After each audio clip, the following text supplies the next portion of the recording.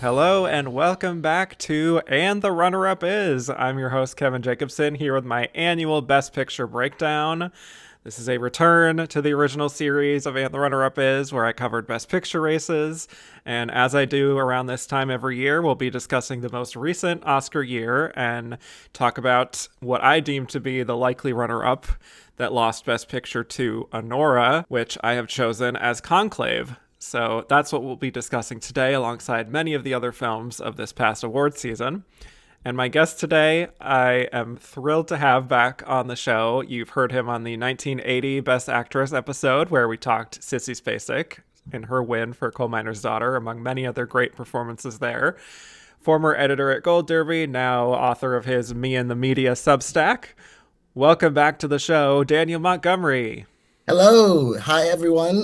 Glad to be back here and really excited to be talking about this race. It's always nice to look at a race from some distance and, get some Yeah. perspective on it. Yes. Now that we're not constantly in the day-to-day of the discourse, And if you boy, know what what a I'm saying. discourse it was. Yeah. Some sillier than others, I would say, but I'm sure we'll talk about it. But yeah, before we get into it, I just wanted to establish just our general thoughts on the season itself, what it was like covering it as you did, and the big hits like Anora and Amelia Perez and The Substance at Cannes, and how that kind of started things off. We had the brutalist AI controversy. We had the Carla Sofia Gascon of it all. The rise of I'm Still Here. There's a lot going on this season. So now, with that perspective we now have, what were your kind of main takeaways from this season now that we have a little bit of distance?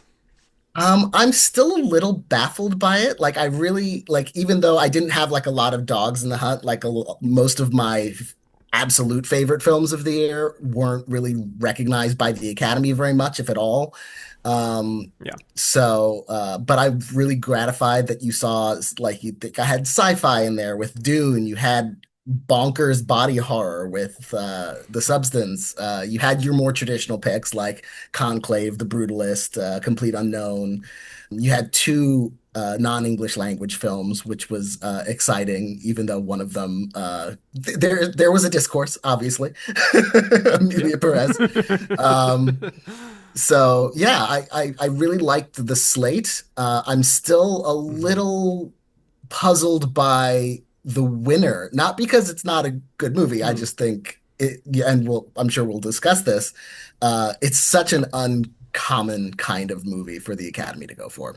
Very uncommon. Yes. This was a weird season for me. I felt I didn't love being in it for as much as I was in it. It's not like I was covering it for any site necessarily, but just seeing the discourse got to be very exhausting after a while, and I had to kind of unplug and not get too in the weeds with all the odd little things popping up in these controversies, or like our friend Joyce Ang likes to call them, non-traversies in some cases.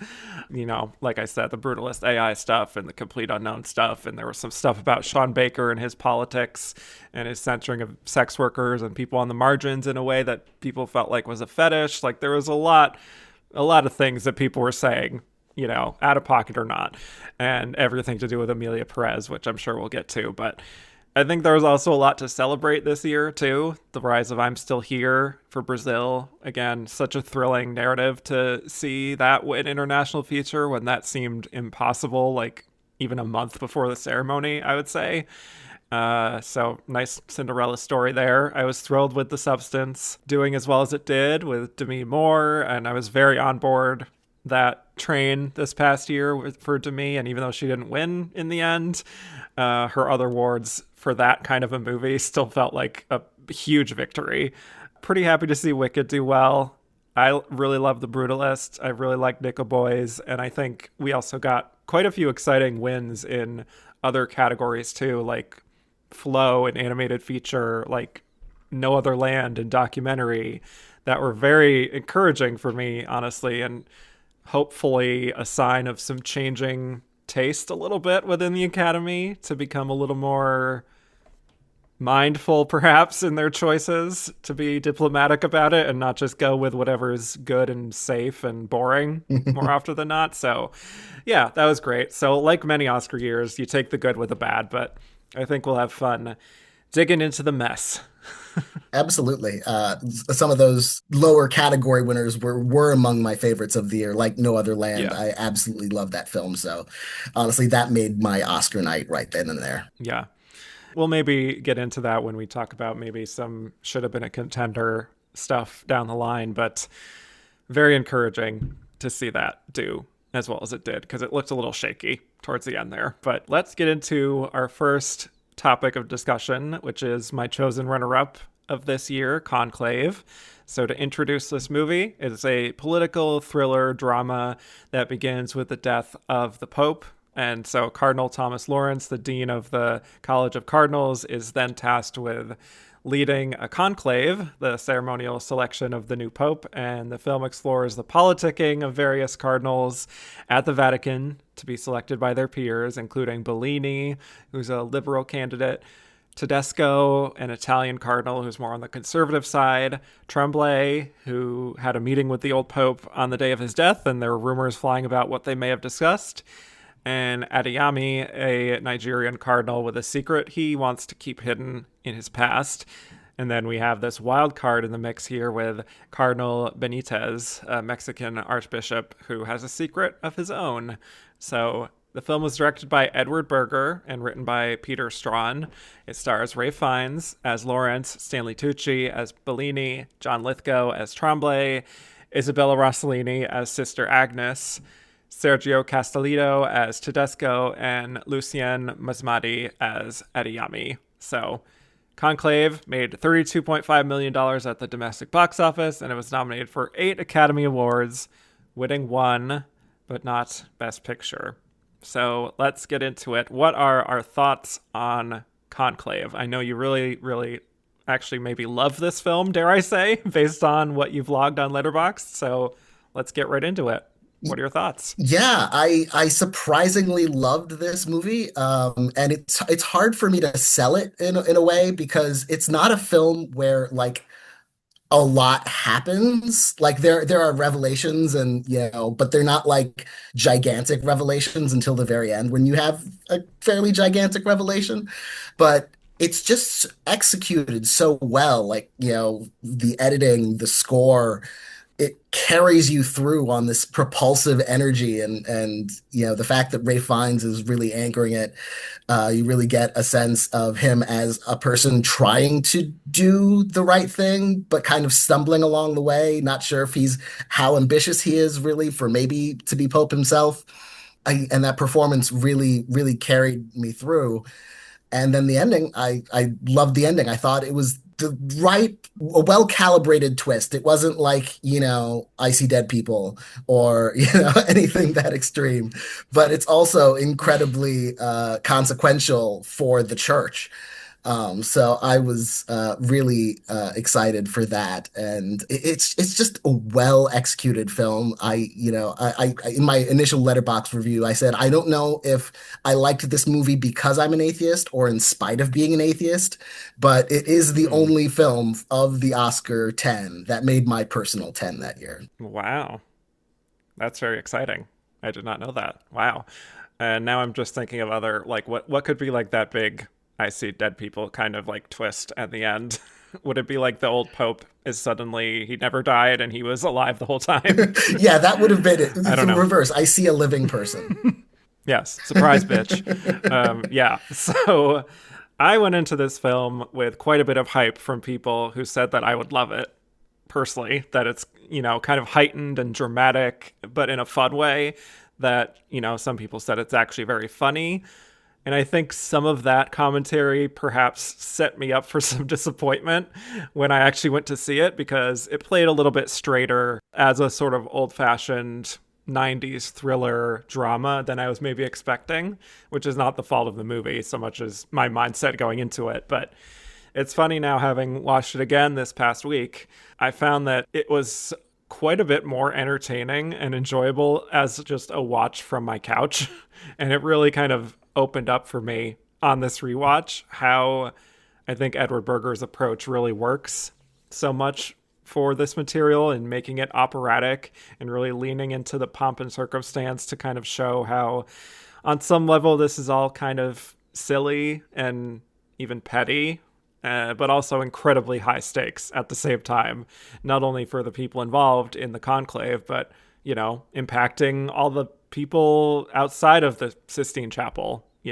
And so I think with like the vocal Bertelmann score, the plot twists and turns, maybe some of that might take people out of it and think of it as too overdramatic. But I actually found myself really on the wavelength of this on the rewatch, and maybe it helps that I happen to have been consuming a lot of reality TV shows over the past few months, like Survivor and Drag Race and Big Brother and whatnot. But it's just like the rhythms of those shows kind of gave me this vibe too.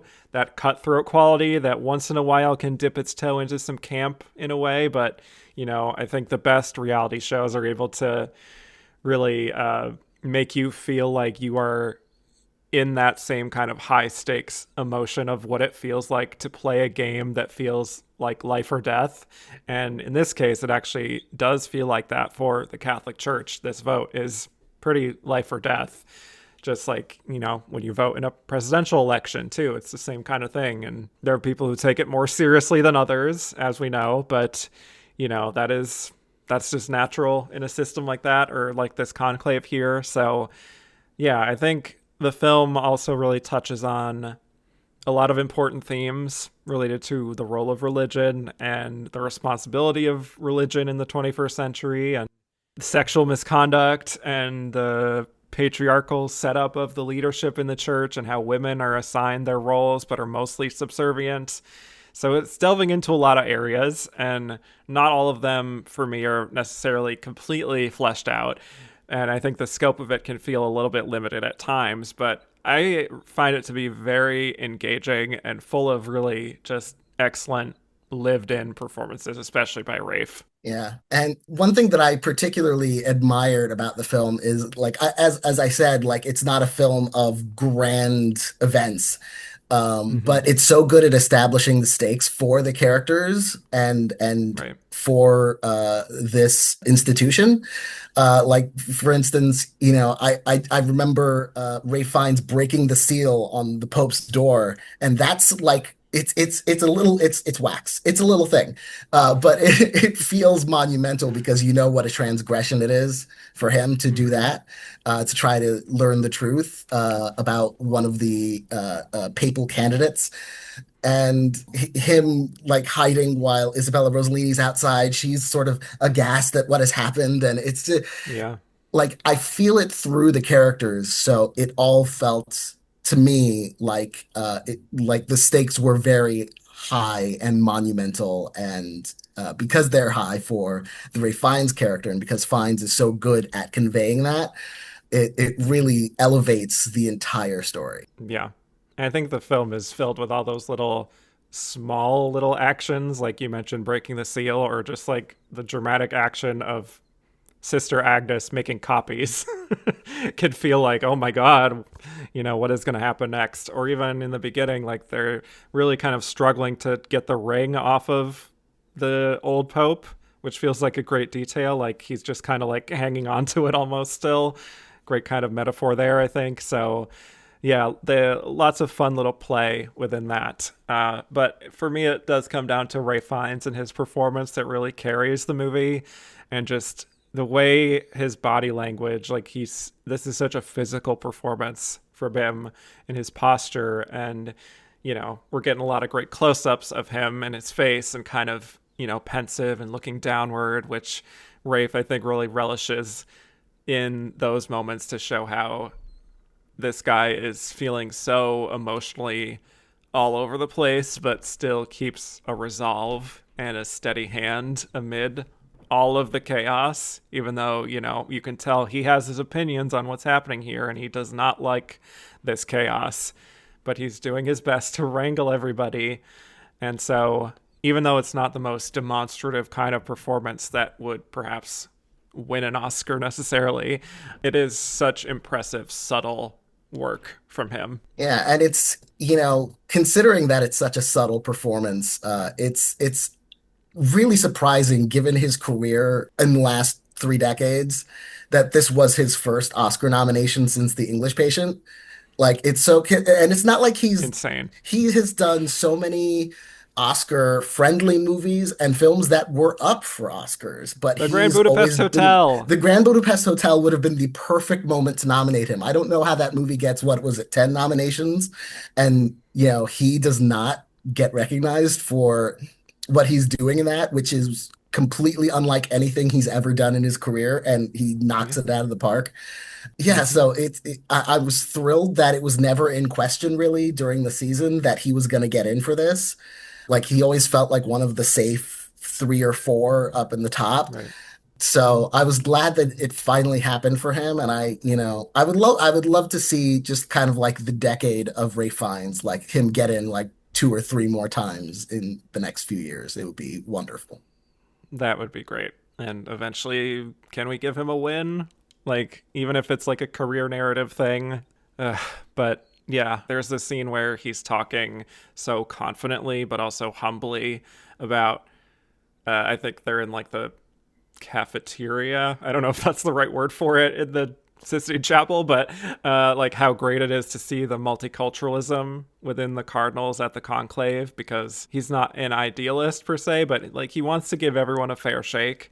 And yet, over time, he's seeing how this process is not going to be entirely objective in terms of everyone approaching this with an open mind.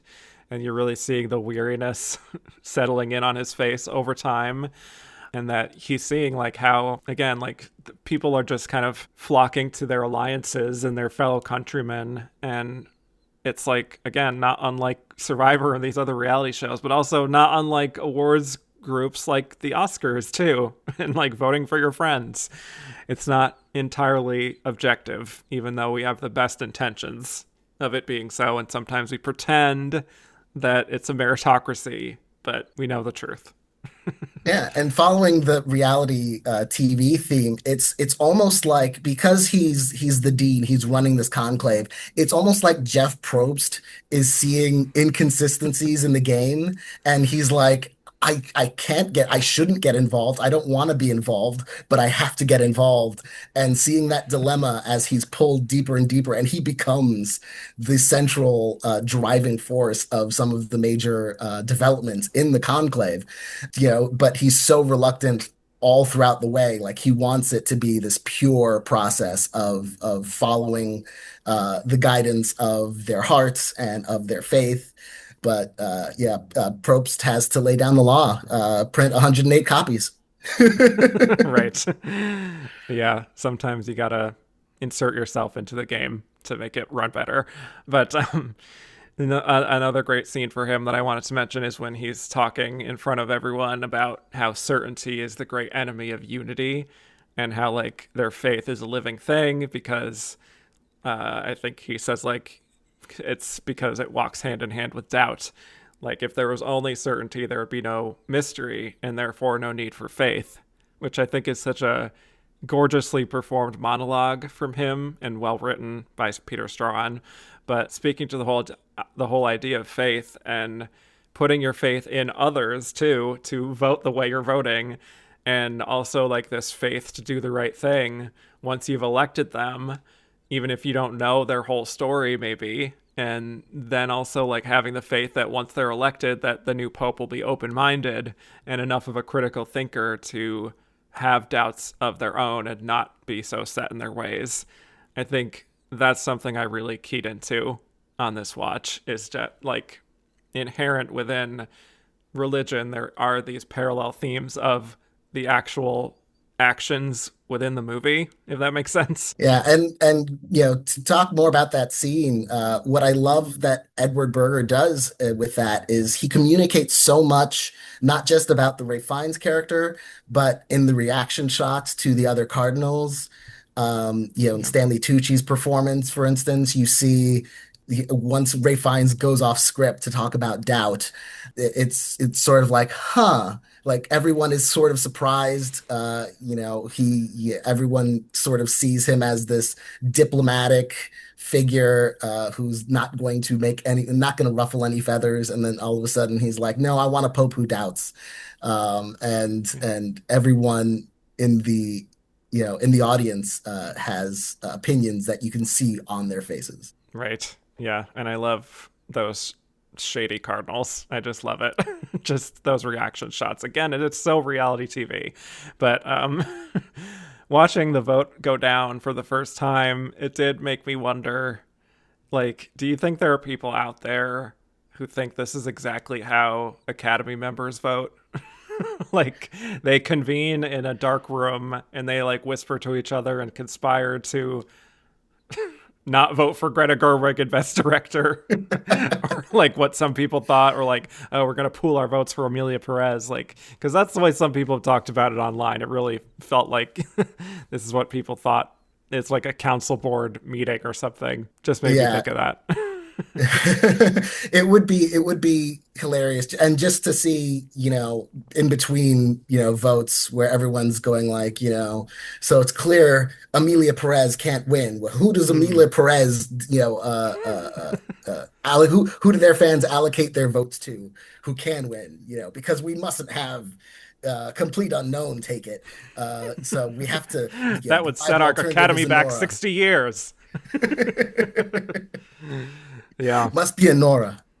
right. Yes, that's the compromise.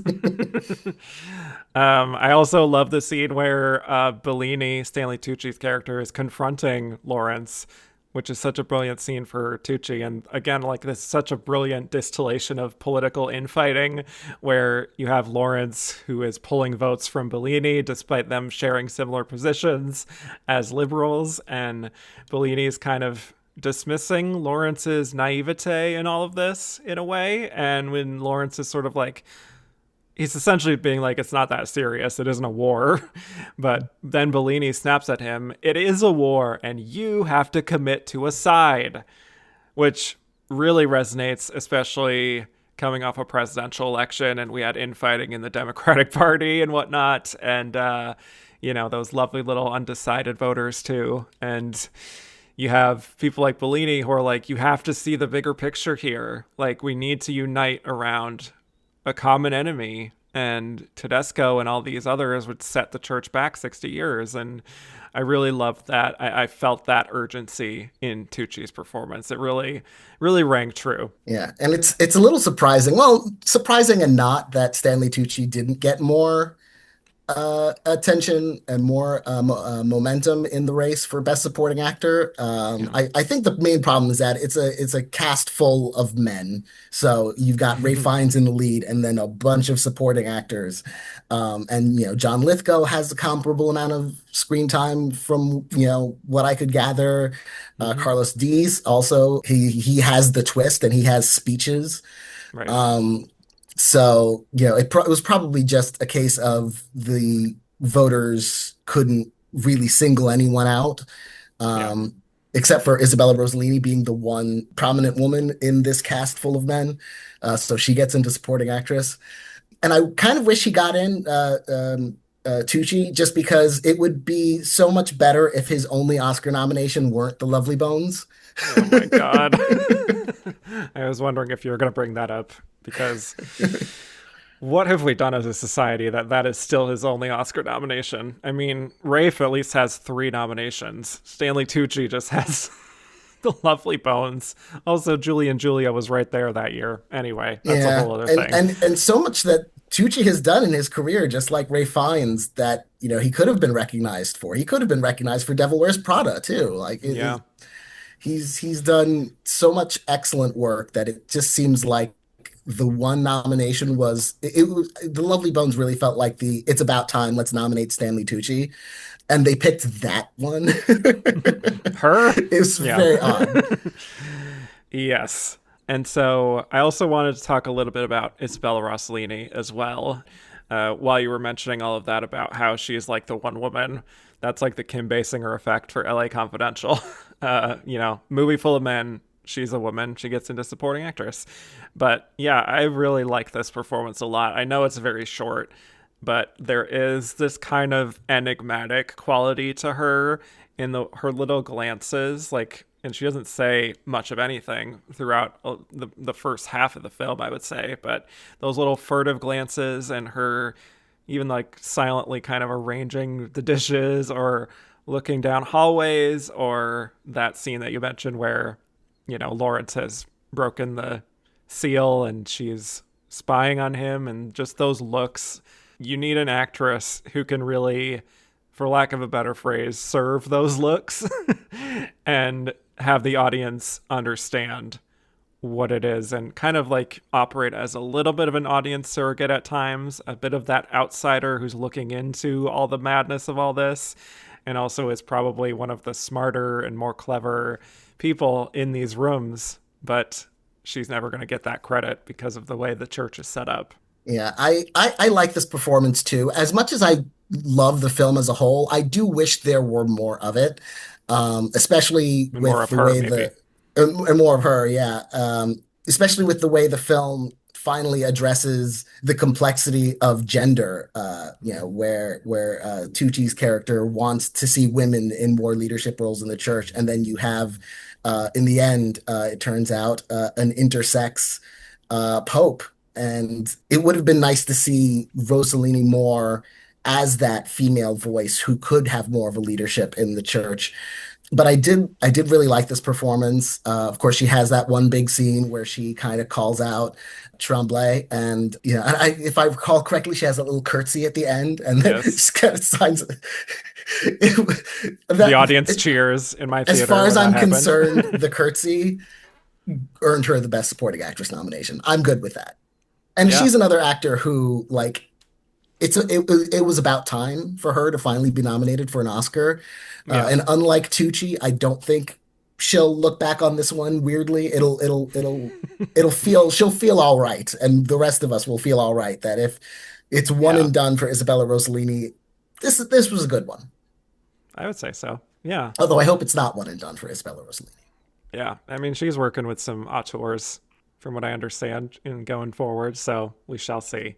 I did also want to talk about how the film delves into that sexual indiscretion within the church in a way where we have the scene, of course, where the nun is dropping a tray in the cafeteria when she's making contact with Cardinal Adiyami, and it comes out when the nun confesses to Lawrence that she had Adiyami's child when she was only 19, and that's where Lawrence goes to Adiyami, who confirms the claim and is just pleading to him to like allow some grace and some leniency that it was 30 years ago. Like he's a new man. But as Lawrence says, one of my favorite quotes in the film, nothing terrifies our colleagues more than the thought of more sexual scandals.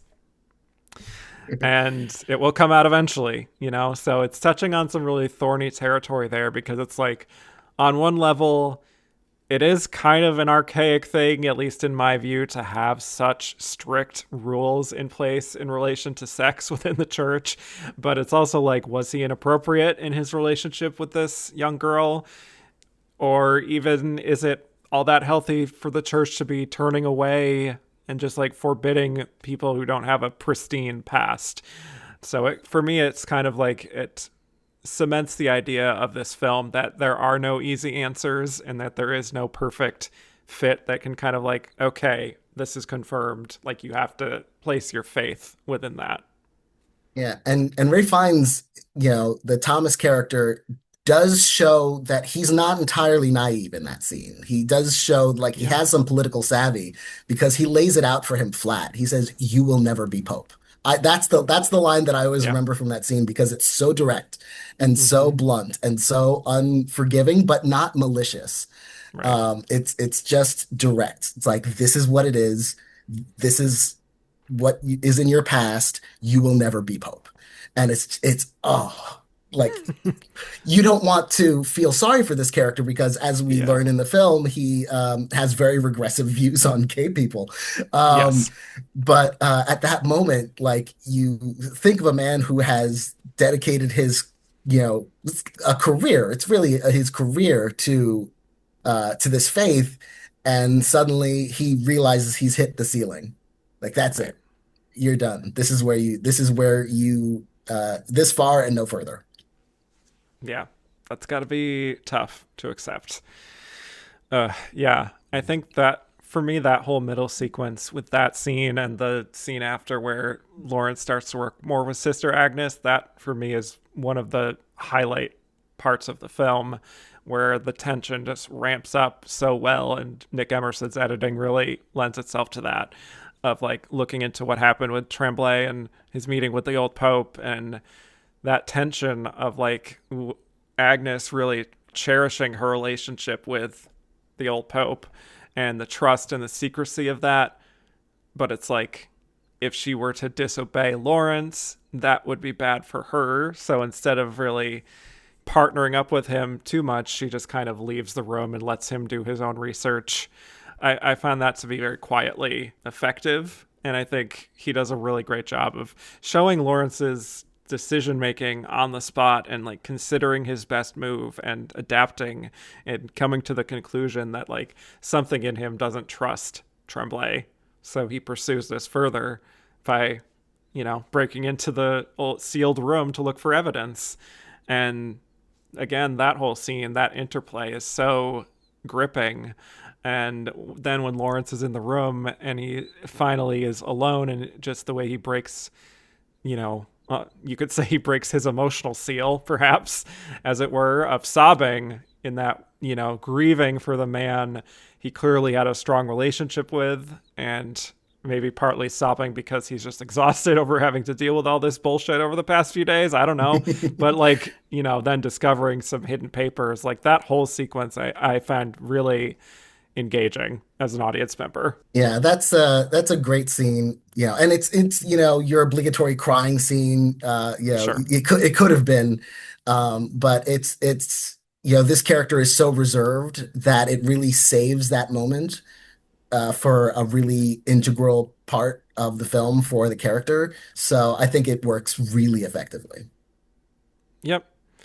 So, with all of that turn of events, Tremblay is eventually removed from consideration, and it's like Lawrence and Bellini talking about how, like, oh, maybe Lawrence, maybe you are like you're the real chosen one here, perhaps, like the only one who's shown some tact and decency and leadership ability.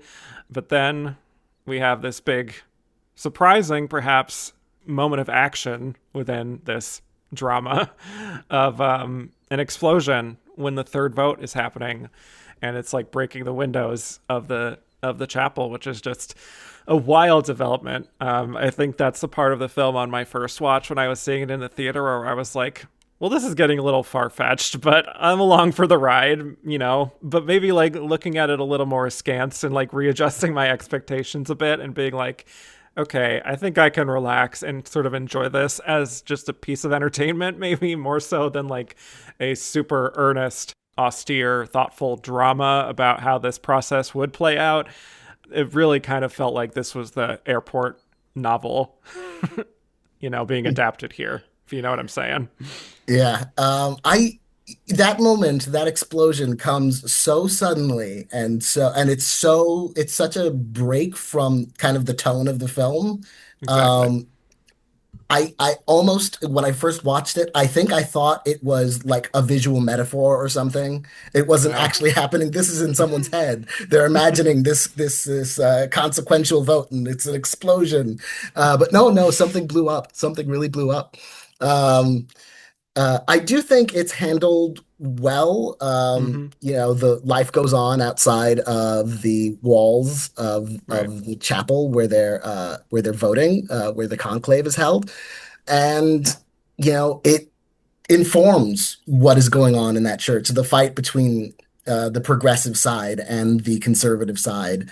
The way they regard other faiths, the way they regard other events in the world. So it ultimately worked for me, even though it comes as quite a surprise in a film it's a very polite film. Respectable, go to a Sunday matinee with your grandparents kind of film. Yes. But no, that's actually a good point, is that on this rewatch, I kind of forgot how much that did inform the events moving forward, in terms of like, we get this idea of Tedesco almost wanting this religious war against Islam, and when he's found out that it's like a suicide bomber. And that is where Bellini stands up too and is very quiet but firmly kind of like, well, not Bellini, sorry, what's Benitez. his name? Benitez. Thank you. Standing up and just being like, kind of trying to appeal to our better angels, so to speak, and not meet violence with violence, and is like also calling them small and petty men. And I think that's where Carlos Dietz and his performance really took me aback, and just the quiet confidence there and the charisma, honestly, and, demonstrating that he may be the person to lead with grace rather than bluster or anger or pettiness or anything. Like he truly seems in his whole disposition like he has been graced by God. Yeah, and it's a challenging role because he has to Yeah. convince the audience that they will eventually vote for him as Pope. Hmm. And so we sort of have to believe in him to that degree. And with that speech, he does it. And with his scene with Ray Fiennes earlier, where he tries to tell him, "Don't vote for me. I can't win." And Hmm. so, like, I don't want your vote. Nevertheless, you have it. Unless you have it. That's a great scene and a great moment for him. That's actually the supporting performance of the film that I would have personally nominated. Yeah. Um, I just love that performance so much. Although I do wonder something. I feel like this is left open. Benitez gets votes throughout the conclave, and they're gradually going up, even before he has that climactic moment. I'm wondering how ambitious maybe Benitez is under the surface. Is there room to consider that maybe not that his piety is an act, but that Right. like maybe there is a sense of I deserve this, or I have thoughts and feelings about the church and what direction I'd like to see it go. Mm. Maybe he has ambition there that he's kind of moving some chess pieces of his own that we're not privy to in the film. That's my conspiracy theory about that character. That is interesting. Yeah, I never considered that. Obviously, it's kept a little bit obfuscated what he's doing because we need the final twist in a way to really blow us away. But yeah, interesting to consider because he also, when he is elected Pope, goes by the name Innocente, like innocent. Is he innocent? What do you think? Yeah, it's a question. And truly, is any pope innocent? Well, no, but maybe it's a aspirational thing. But anyway, we get that final twist, which is that we have Lawrence getting word of Benitez when he was in his 30s, went to a clinic of some sort, and Lawrence goes to confront Benitez about it. And he reveals that when he was in his 30s, he said he had no reason to think he was different from other boys, having lived a very modest lifestyle as a clergyman. And he was then informed by, the clinicians that he had ovaries and a uterus, and, but also chose not to get the surgery to have them removed because this is how God made him. I'm actually curious what your audience felt in that moment. I don't know if you saw it in a theater as well, but it was an interesting energy shift when I was watching it because I felt like maybe I was imagining things, but it felt like some people were kind of like taken out of it in that moment of being like, oh dear. And some people were like, oh my God, this is crazy. And like in a more positive way. Because no matter who you are, you're going to have a reaction. Yeah. Although I did see it in a theater. I don't Mm-hmm. remember the circumstances, if it was like a large theater or a small screening room for press or something like that. I don't Mm-hmm. remember a strong reaction one way or the other, but it might have just been because it wasn't like a hugely attended Yeah. kind of screening. The theater I went to was like packed full of the senior citizen crowd. So, sometimes not to stereotype, but that group gets a little vocal. So, They do. yeah, I thought that was a really, for me, it is a well executed, like, this could have been a very risky, like, film ruining moment, honestly, the way that was handled. And I think of how, for example, certain things are handled within Amelia Perez that are so clumsy and problematic and all these different things. Whereas this, I do think, is handled with grace and sensitivity, and it returns us to that quiet. And you feel, at least I feel, some sense of hope that, we could go in a better new direction moving forward within this organization. Yeah, and the last shot of the film Yes. Thomas looking down and seeing the nuns just conversing, and the last image you have is the role of women in the church and Right. femininity in the church. And it's something obviously that in the film is so dominated by masculinity. To end on that shot, I thought was very impactful. Yep. Very impactful, very intentional. So, yeah, that's Conclave. Any other stray observations you wanted to mention before we move on? I don't think so, other than, poor Edward Berger, twice a Best Picture nominee, and like right at the cusp of winning Best Picture, and twice no directing nomination. Yeah. If I was him, I would take that personally. Just saying. I would a little, especially the All Quiet on the Western Front one. Like you direct a Yes. war movie and it gets that many nominations and then wins like four, I think it was. Um, Mm-hmm. Come on. Come on, man. His time is coming. I don't think it's going to be for the ballot of a small player, but we'll get there someday with Berger. All right. Well, when we come back, we will be discussing Conclave at the Oscars. We'll be discussing Anora and all the other Best Picture nominees of 2024. So here are the nominees. Here are the 10 nominees for Best Picture. Anora, Alex Coco, Samantha Kwan, and Sean Baker. The Brutalist, Nick Gordon, Brian Young, Andrew Morrison, DJ Guggenheim, and Brady Corbet. A Complete Unknown, Fred Berger, James Mangold, and Alex Heineman. Conclave, Tessa Ross, Juliette Howell, and Michael A. Jackman. Dune Part 2, Mary Parent, Cale Boyder, Tanya Lapointe, and Denis Villeneuve.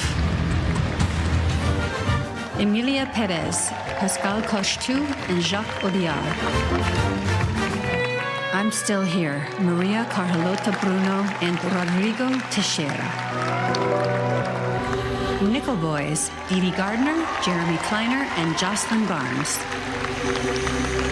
The Substance, Coralie Farja and Tim Bevan and Eric Fellner. Wicked, Mark Platt.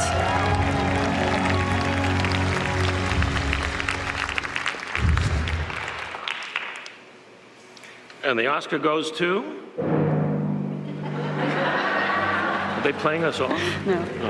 Well, maybe. Anora.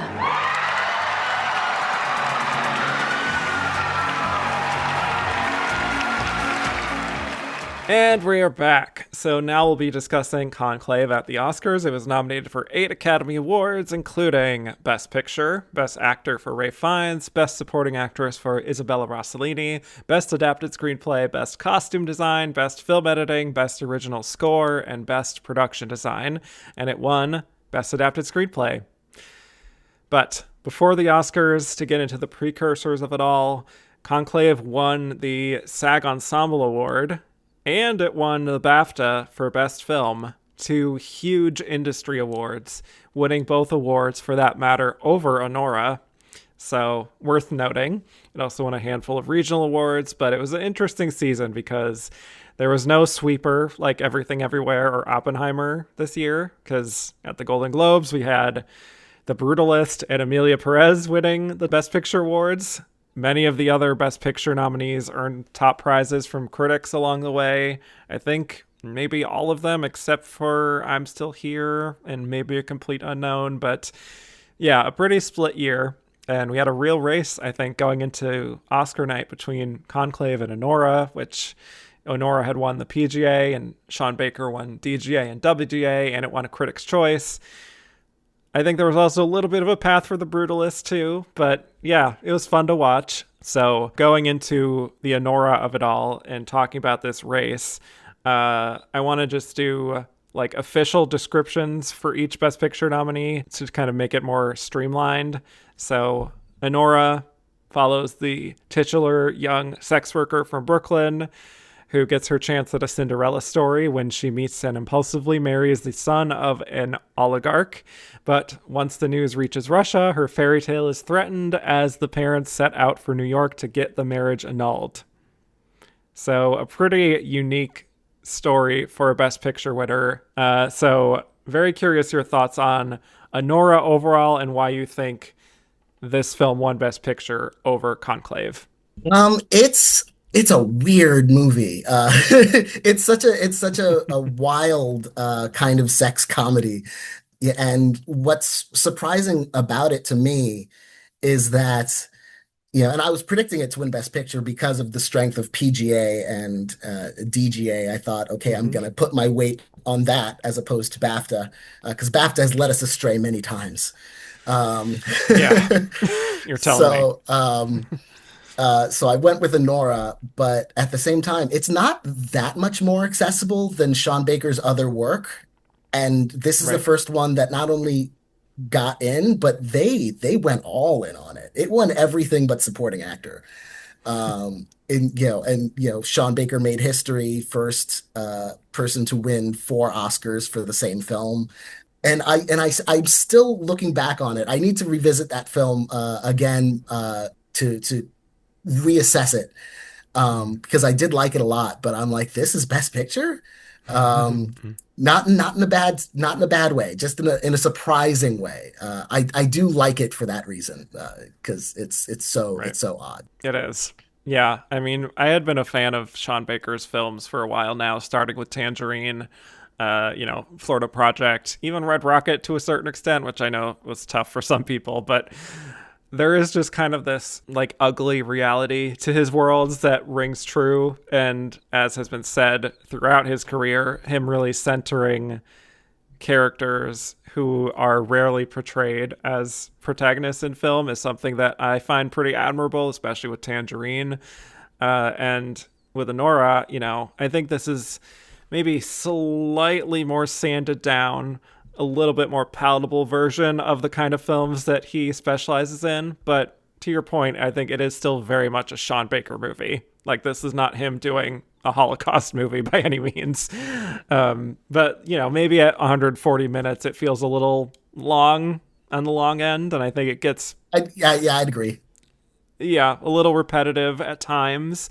But I think Mikey Madison and her performance, like, that is such a fully formed, so committed, and also transformative performance that she makes it very easy, I think, to root for her, because she has that plucky underdog edge and charisma that really shines. And so I think, to kind of think about why it resonated with the Academy and the industry, I think it works as this kind of anti-Cinderella story, the way that the film kind of shifts in this way of being like the euphoria of, their whole courtship to that rude awakening the morning after and the sort of disillusionment. I think there's something about the disappointment in the end that rings true specifically in the 2020s, even if it's not it's a little bit of subconscious feeling. But I think that's something people resonated with, is that like expectation versus reality element of it. And it's just entertaining and an easy screener absolutely. To watch, Yeah, and it's a weird kind of crowd pleaser, right? In that it does go, it leans into the comedy very, very much so, much more than I thought going in.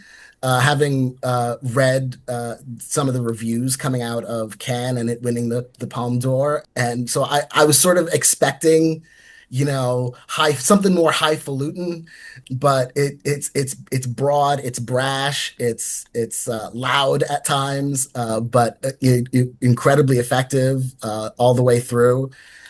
So. Yeah, now that I know what to expect from it, the next time I watch it will be really exciting. Yeah, which is how I felt about Conclave. So hopefully that rings true for you as well. Yeah, I think it's like, I even remember them trying this slogan by the end of like, follow your heart.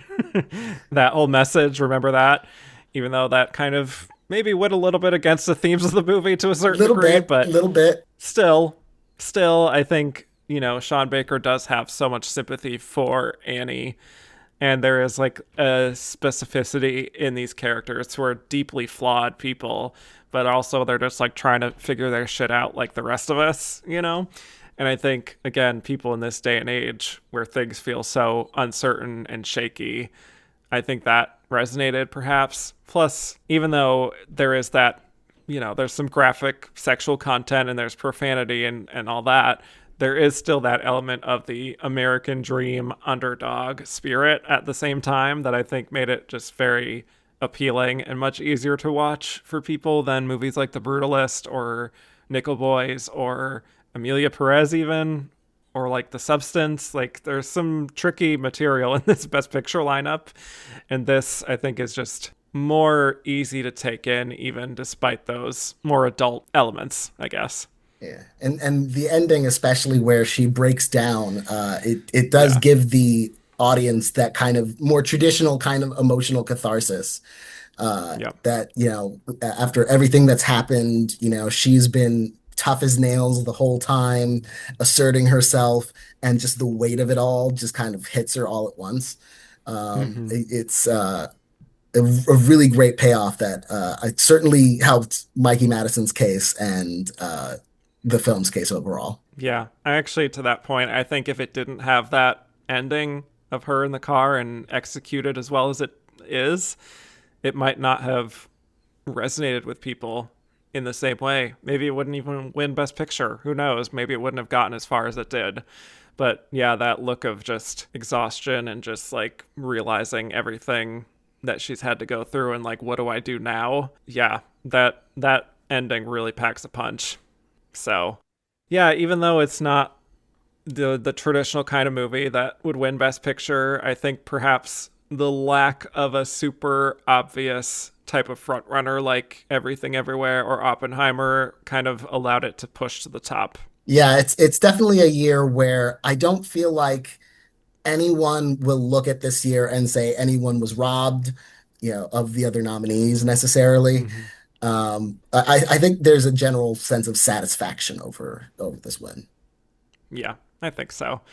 But to quickly discuss, why I chose Conclave as the runner-up here. First of all, do you agree that the runner-up was Conclave? It would be very embarrassing if you didn't. I think so, yes, especially off of that BAFTA win. But I think there were like 3 or 4 films right in there, like fighting for that runner-up slot. Such as The Brutalist, I assume Brutalist, one of them. And honestly, I think Amelia Perez. Really? It probably dropped to 4th. Dropped to 4th, but the Academy went with Green Book. They're not usually shamed into changing their minds about something if they like it. So I don't think Amelia Perez was lower than 4th. Okay. Yeah, I think that's probably, unfortunately for me, probably true. But I think for Conclave, I imagine it did super well on the preferential ballot. We were also coming off a presidential election that was very volatile and, people really paying attention to that. I feel like there were some themes in Conclave too that resonated. Plus it had I guess you could say, the British vote, not to generalize, but it won Best Picture there. It won SAG, so that's the largest branch of the Academy. The actors clearly loved it.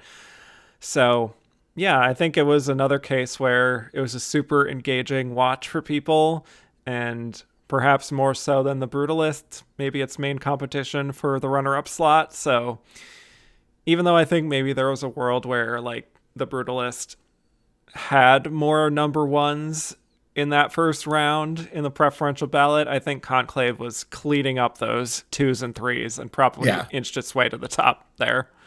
I can see Brutalist having some 7, 8s, and 9s and 10s. Yes, exactly.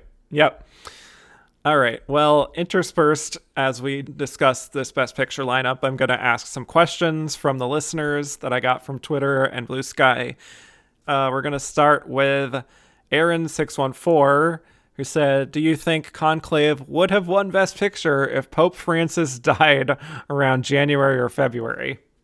I think it's very possible. But given given how dominant Anora turned out to be, I think it would have still been a bit of an uphill climb. You know, the way Anora just Yeah. swept through picture, director, screenplay, editing, even.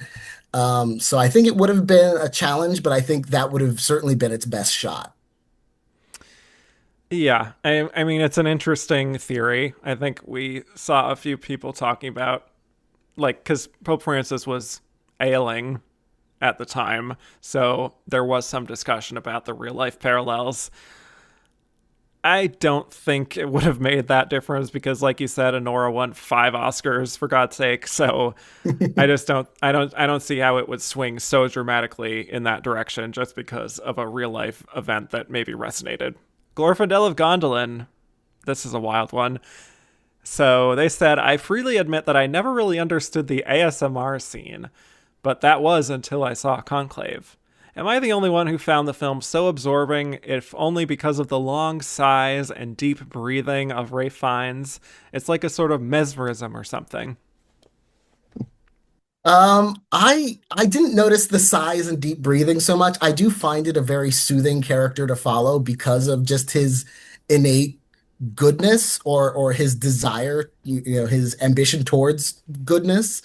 He's so worthy of the papacy because he doesn't even want the papacy. He doesn't think he's worthy of the papacy. So like everything about him just feels genuine in a way that I thought was soothing.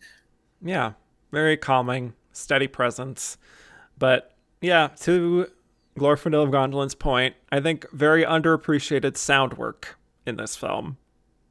And, I mean, Ralph Fiennes could also read the phone book, and I feel like I would sleep a full, warm 8-hour night's sleep. So maybe he should get into that. Get into the Calm app. Or do an audiobook, certainly. Yeah, for sure. This is from Mikey Madison is Anora. That's their screen name. The Brutalist and Conclave are very strong Oscar bait films. Even Golden Globes and SAG audaciously tried to predict both films to win. Why was Anora still a dominant force by Oscar voters? It didn't match their taste historically. So we kind of talked about it, but yeah, I think it was helped by the Brutalist had the AI controversy. I'm not sure how much that hurt it. I think it probably maybe took a little bit of the luster off. Amelia Perez had controversy after controversy after controversy, so that kind of took it out like dead in water, kind of. Yeah. And Honora felt like a sincere choice. Yeah, and Conclave did leave nominations on the table. As you mentioned, it has good sound work. I think the cinematography should have gotten nominated. Yeah. And of course, Edward Berger not getting in for director, not always a deal breaker these days, but certainly, if you're going to choose to have it or not, you're going to want to have that director nomination. So Honora really seems to have emerged as that consensus choice. Yeah, I mean, I think it's just very entertaining and likable, and a lot of it has to do with Mikey, I think. But at the same time, it is tackling some important themes of love and class differences, and again, the ending is such a knockout. We already talked about most of this. Rob Barlow said, "Will history be kind to Anora? An out of left field pick for sure, but against more traditional fare." I think Anora will age a bit like The Hurt Locker, which is it's not a huge grossing movie. It was a huge critical darling. It's not your typical Oscar fare, even though Hurt Locker was a war movie and they love war movies, but it wasn't, it was a very different kind of war movie than the Academy is used to. And yet people don't really talk about The Hurt Locker. At least I don't hear a lot of discourse about The Hurt Locker, retrospectives about The Hurt Locker in the years since it won. And I wonder if that might be the same with Anora, like a winner that's generally liked, that critics adored, that maybe sort of starts to be forgotten, and maybe it'll be due for a reappraisal in 10, 15 years time. Right. It's so funny we had the same instinct to compare it to a past Best Picture winner because weirdly I would compare it to Everything Everywhere. And I have I think I even got this type of question whenever I was covering that, which is like, how will Everything Everywhere age as the Best Picture winner? I think much like that movie, I think it will be beloved by the people who love it.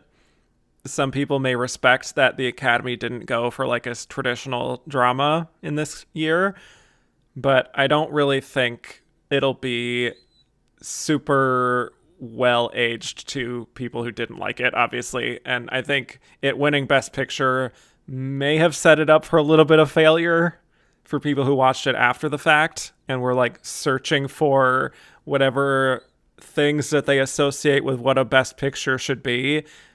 Didn't end up finding it. Got some weird, like, all this sort of sex romp stuff going on, and we're like, how did this win? And you know what I mean? So I don't know about like future people watching this again, or watching it for the first time, how they might think of it. Joe Lorenzini said 4 of the 5 Best Picture winners, recent, I think is what's supposed to be in there, have had female protagonists, while the runners-up had male protagonists. For the remaining year, the opposite was true. Do you think voters have been more cognizant of gender representation this decade? I think that the Academy expanding its membership certainly has helped.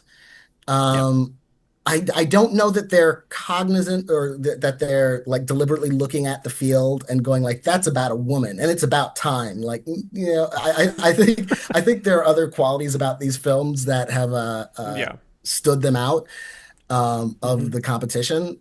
And and I hope it's a trend and not a fluke where we end up seeing it's like, okay, men, men, men, men, men for the next decade.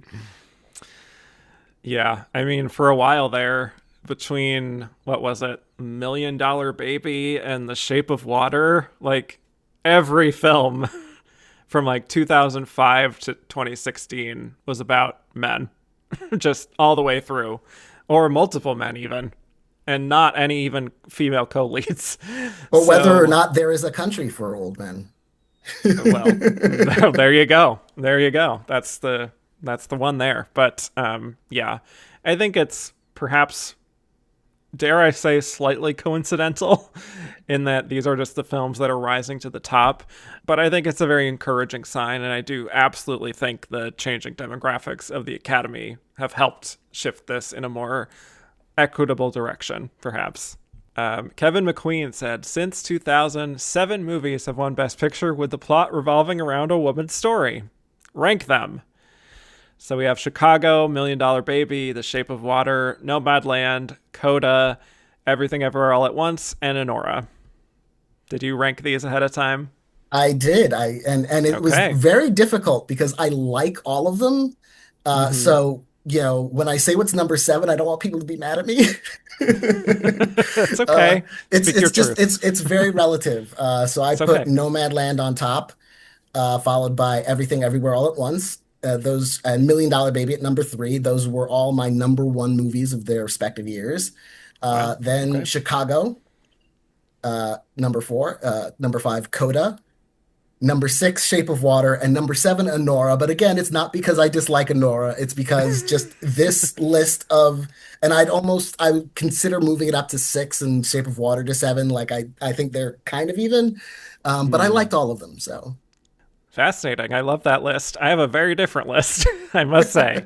But respect that. And I like or love most of these films as well. So my number 1 is Everything Everywhere All at Once. My number 2 is Chicago. Love that movie. Absolutely love that movie. Number 3, I have Nomadland. 4, The Shape of Water. 5, Anora. 6, $1 Million Baby. And 7, Coda. Yeah, I feel like Coda is going to be that Best Picture winner that doesn't age particularly well. But I say that as a complete square who loved Coda. Were you weeping in the audience, or I don't know? I was close. It was, just Troy Kotzer, listening. Yeah, the scene in the truck. Yes, yeah. That's the one. Oh my goodness, I saw that scene and I'm going like, this needs to be, and I'm like, it'll never happen, but that's my best supporting actor of the year, and it happened. So sometimes it does. Yeah. James Burgess said, personally, I found the 2024-2025 award season had the dullest selection of films since the 1994 ceremonies. Wicked, The Brutalist, Moana 2, even The Substance, none on the slate. Apart from Saturday Night and Nosferatu, excellent. Gelled with me. Am I the only one? Possibly. Oh no! I'm not saying Sorry, no, James. no, it's not. I don't mean that in a bad way. Right. But right. I just Go on. think there's so much passion around some of these nominees. Like Anora getting Sean Baker his due. The Yeah. Brutalist had so much acclaim. The Substance was beloved by its fans. Uh, Dune, and again, as I mentioned before, it's a very diverse collection of films. Wicked being this huge crowd-pleasing musical, which I thought was terrific. hmm Um, so, and this coming from someone who only had Conclave among these nominees on my top 10 list. But I appreciated the diversity of the lineup. Yes, I completely agree with that. Even though I do think perhaps for some people it felt like a down year, maybe because it was affected by the actors and writer strikes of 2023, which is to say, affected by the studio greed of 2023. Let's Correct. make that Yes. clear. um, I think that may have played a part in terms of, not getting the full breadth of a regular film year for some people. And that's why maybe some more indie movies and weirder choices rose to the top. My theory. But no, I think there are things to be passionate about for sure within this lineup. But let's dig into more of these nominees here. The other 8 we had here. We're going to just go ahead and go in alphabetical order, starting with The Brutalist. So just to remind people, beyond Best Picture, The Brutalist was nominated for Director for Brady Corbet, Actor for Adrian Brody, Supporting Actor for Guy Pearce, Supporting Actress for Felicity Jones, Original Screenplay, Cinematography, Film Editing, Original Score, and Production Design. And it won 3. It won Best Actor for Brody, Best Cinematography, and Best Original Score. Very good haul. So this was our kind of big auteurist epic of the season. A divisive one, but one that I personally was very much looking forward to, especially as the buzz was building out of Venice where it premiered. Official synopsis to remind people. So, escaping post-war Europe, visionary architect Laszlo Toth, Adrian Brody, arrives in America to rebuild his life, his work, and his marriage to his wife, Erzsébet, Felicity Jones. After being forced apart during wartime by shifting borders and regimes, on his own in a strange new country, Laszlo settles in Pennsylvania, where the wealthy and prominent industrialist Harrison Lee Van Buren, Guy Pearce, recognizes his talent for building. But power and legacy come at a heavy cost. Well done, A24. Great description. But Daniel, I know you have some interesting thoughts on The Brutalist. So what did you think? Well, if I thought people would be mad at me about Anora at number 7, I did not like The Oh Brutalist. no. Oh no. Would you call it a brutal watch?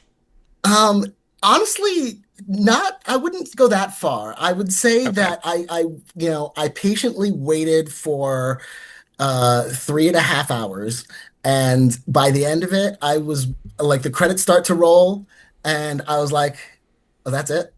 I Wow. wasn't sure why Brady Corbet brought me there. Oh boy. It just, it just didn't land on me at all. And it's one of those films that, I knew I was in the minority because I'd seen the reviews coming out of festivals. And so I'm like, this one's invisible ink for me.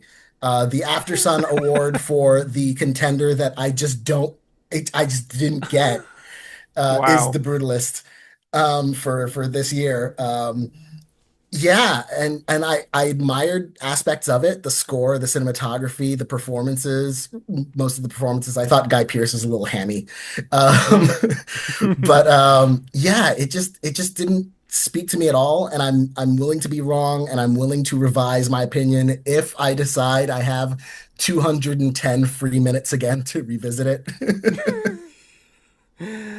Well, I loved it. Yeah, I did notice on Letterboxd. Yeah, so we were both peeking at each other's opinions ahead of time, apparently, preparing mentally for whatever debate we were going to have. I responded to it. I totally understand why this didn't work for you or for others. It is a lot to take in, and I know it has a bit of an air of self-importance that some people maybe grind up against. I don't know if you had that issue as well, but for me, I was just pretty enraptured by it from those opening notes of the score, that great little melody from Daniel Blumberg, and the cinematography, the VistaVision. You know, I've said it many times on these podcasts over the years, but today's cinematography on the whole, especially mainstream mid to high budget films, has no excuse looking so cruddy and gray and muted as it does. It drives me crazy. But this I found so tactile, and it's very reminiscent of those 70s epics or like David Lean, where it's just like the attention to detail. I think there's just so much to soak in. And so I think just on a production level, you kind of have to respect it, even if you don't love it. But I actually do find some value in the story itself, and I do see what Brady Corbet was going for in terms of this sort of commentary on art versus commerce and how, you know, great artists try to maintain their integrity and their dignity in a world that sometimes forces you to compromise your art. And it's like we have the Guy Pearce character who sees Laszlo's vision and sees the financial upside in hiring him, but also he's trying to contain him too. So, you know, it's reckoning with a lot of big ideas, and it may be, even for me, more of a head versus heart appreciation in the end, but seeing it in a theater with that great score booming and just that crisp cinematography and even the intermission, you know, all of that, I think, made this one of the more memorable theater going experiences for me. I think that is part of what is informing my love for it, is just the experience of seeing it. Plus, I think the performances, for the most part, are pretty strong. You know, I think Brody, he really put his entire soul into this. I think Guy Pearce is having fun. Felicity Jones, I think other great. actresses could have played that for me, but she is good. Yeah, I agree. It's just, I don't know if that's like, I think other actresses could have played that role. But regardless, I'm glad it won the Oscars it won. I think there was a strong chance that it had enough shooters for it to be a runner-up, but I do think Conclave had more in its favor. Yeah, and I did have a very memorable screening experience because I saw it at the New York Film Festival last year. It was a packed room.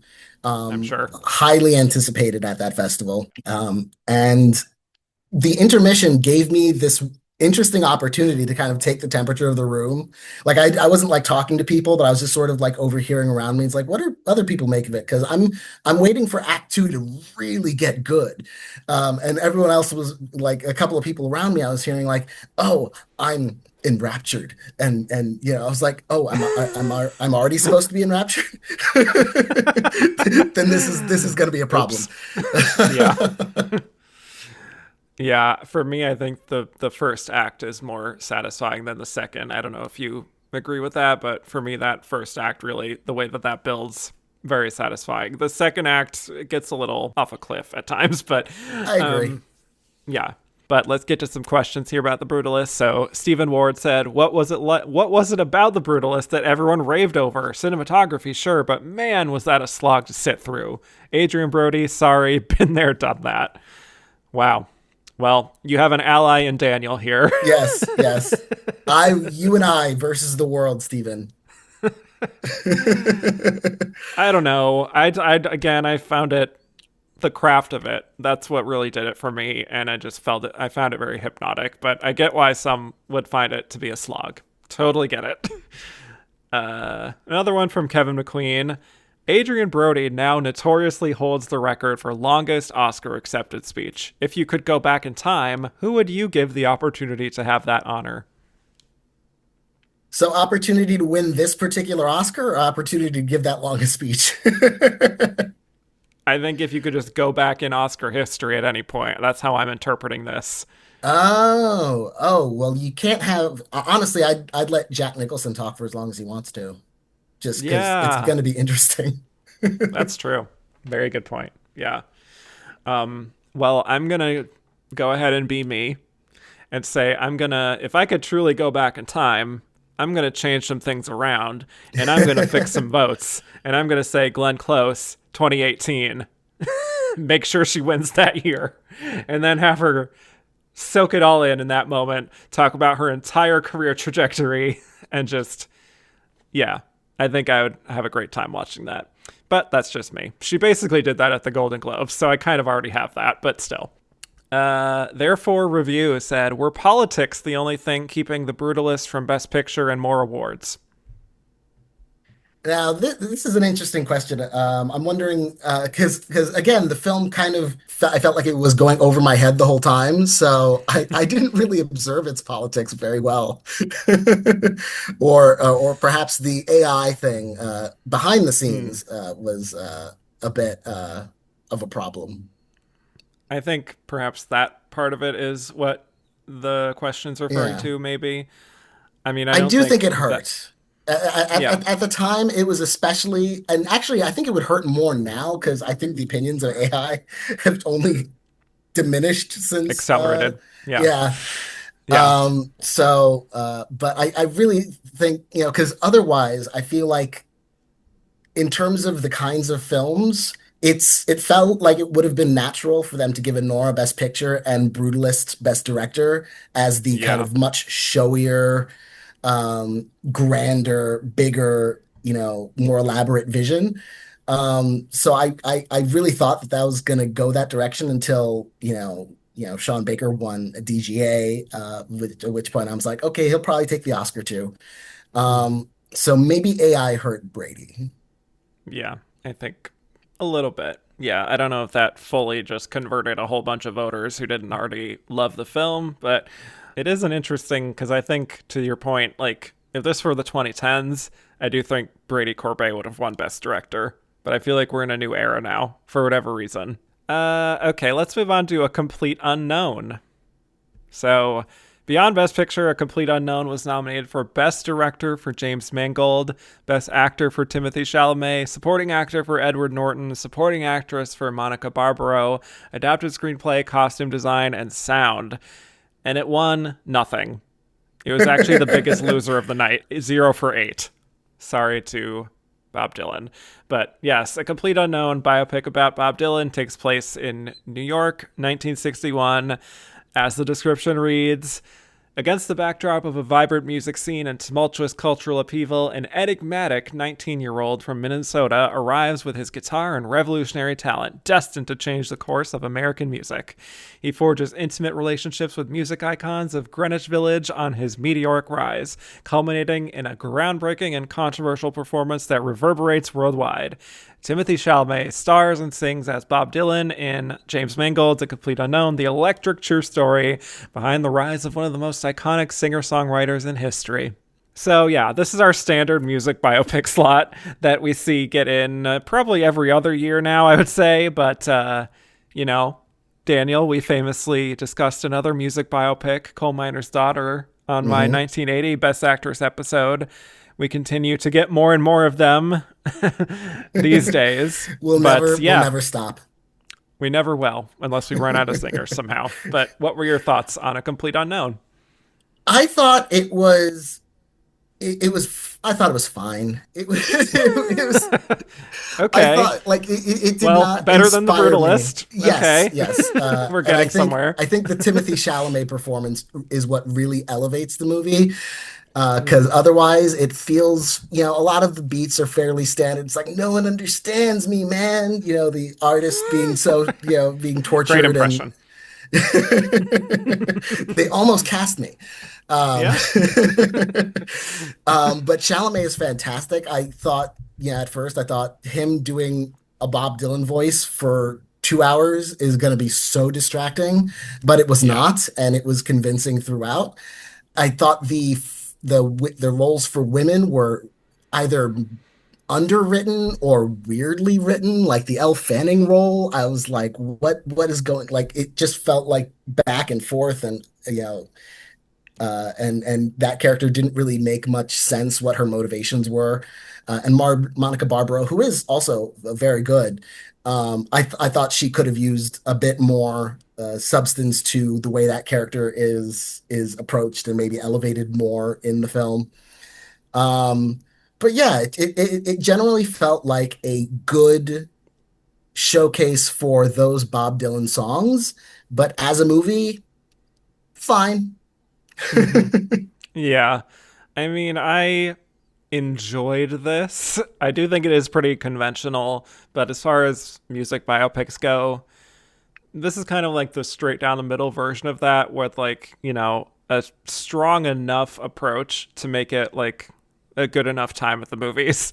Love that it isn't a cradle to grave biopic, especially because Agreed. James Mangold is partially responsible for making these kinds of music biopics so stale and almost laughable to a certain extent in how predictable they can be, such as Walk the Line. So I think this is another film that is like tackling the idea of art and business and like being true to yourself and not compromising.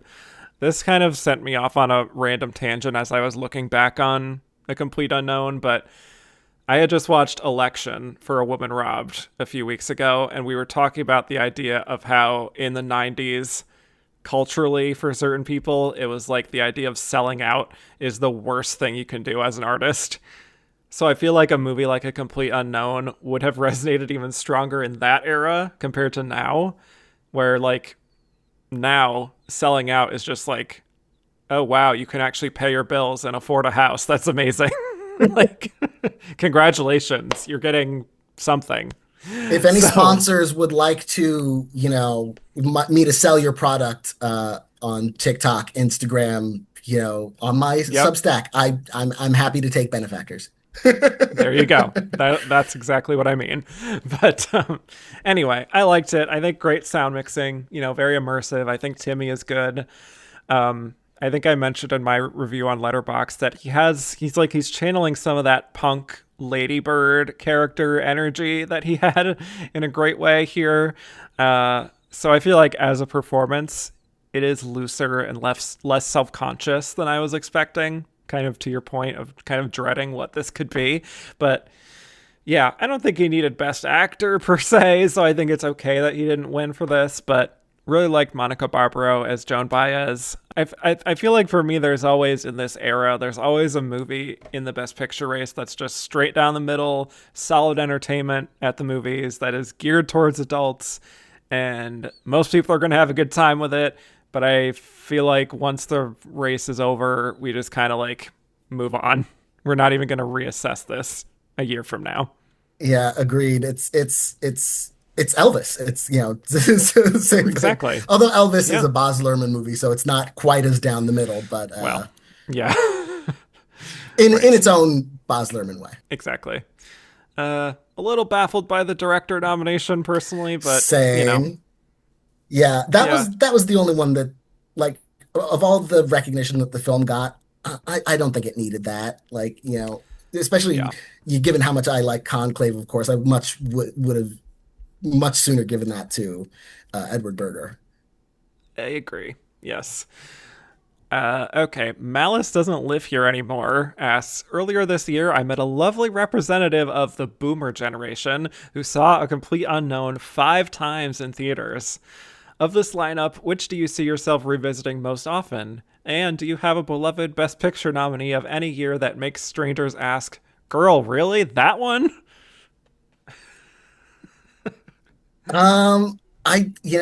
As for this year, I see myself revisiting Conclave the most often, because it's a very satisfying film and it's not a taxing film. It's a film that you want to pay attention to if you're watching it for the first time, but if you're watching it for the third time or the fourth time, you could have it on in the background and be perfectly satisfied by it. Yeah, Um, some of that ASMR going, like exactly. Glorfindel Gondolin was saying. Yeah. But Wicked, I think, would be my next in line because I feel like that's going to be your film that's on, basic cable every day for, or on a streaming service every streaming service for, decades on end, or however the Yeah. industry of, consuming films changes. And Right. you could just have that on, and it's just a fun, satisfying watch, and you get to hear Cynthia Erivo and Ariana Grande sing. It's not going to be a bad time. Jonathan Bailey.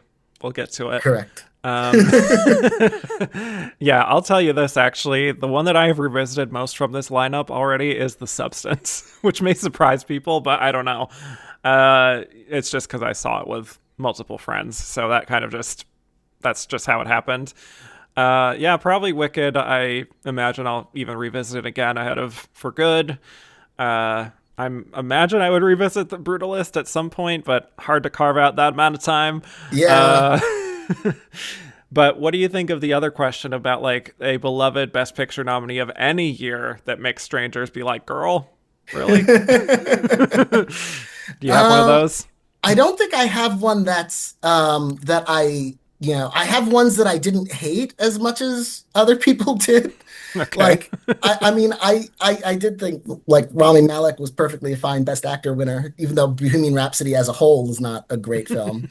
Wow. I don't think it's as bad as like I think it's in that realm of typical basic bitch kind of biopics, Right.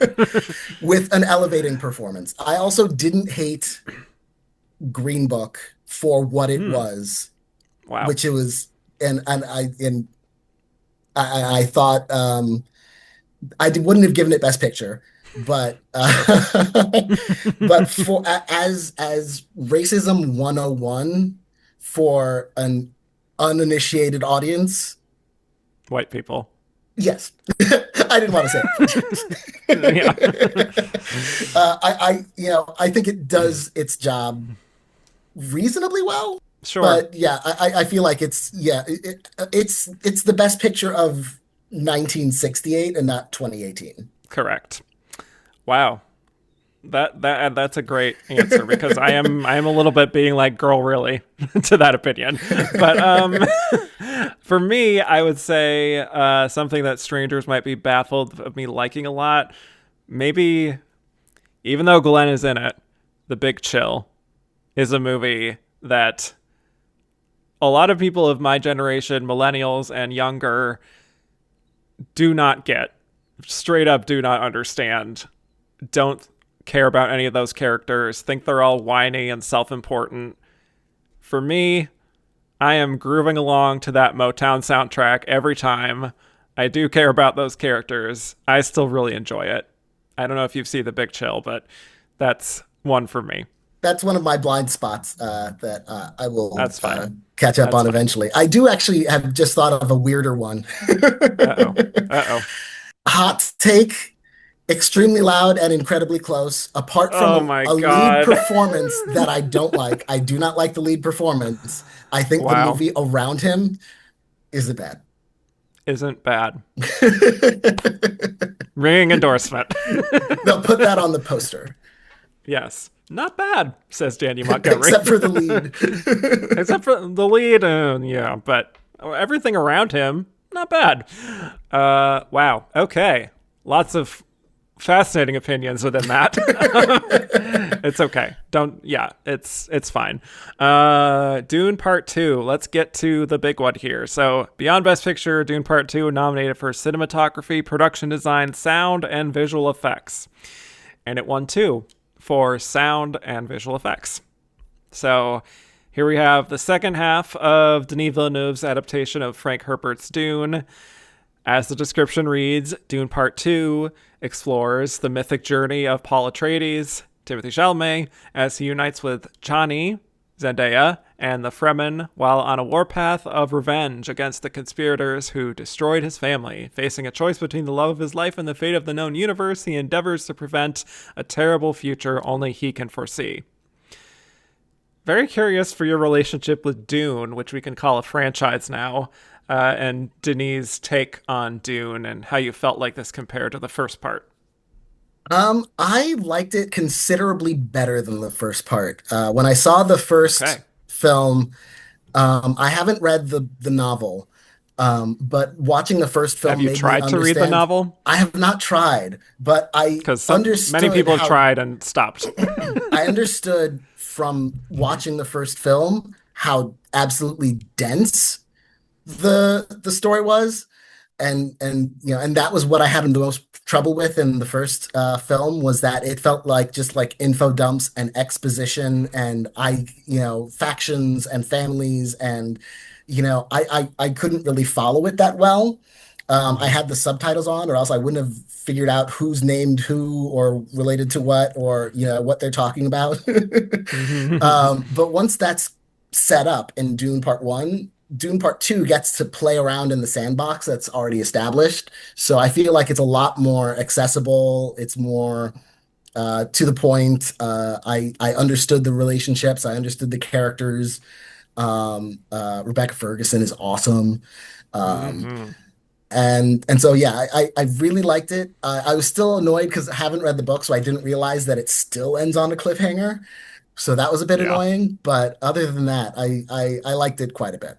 Yeah, so I was a little agnostic about the first Dune, to be honest. Certainly respected the vision and the scale of it, and the sound work, I think, is phenomenal. The effects, all of that technical level, just flawless. Don't love the darkness of the cinematography, but that's a whole other thing that relates to what I was saying earlier. But I think emotionally I wanted to connect to it more. But then with the part two, I found that to be an improvement as well, because I think that's where most of the good stuff in the story happens, quite frankly. Loved Austin Butler. Love his freaky energy in this. The arc of Paul becoming more and more of the Messiah figure, and then how we see Chani and her sort of disillusionment with him, I found very effective. To your point, I wish Villeneuve and company could have just ended it, given us a proper ending, rather than teasing yet another film in the future. But yeah, I liked it, but I don't think I am maybe ever going to be as on board and as pumped up about this franchise as many other people are. And that's okay. It's just one of those things that's not for me. It does make me want to cross something important off my bucket list, which is the David Lynch Dune. I still have to see the David Lynch Oh, Dune. Um, just morbid curiosity. I've got to see that one. yeah. There are so many fascinating images in that movie. Mostly thinking about Sting and his Speedo. But anyway, wild vision there.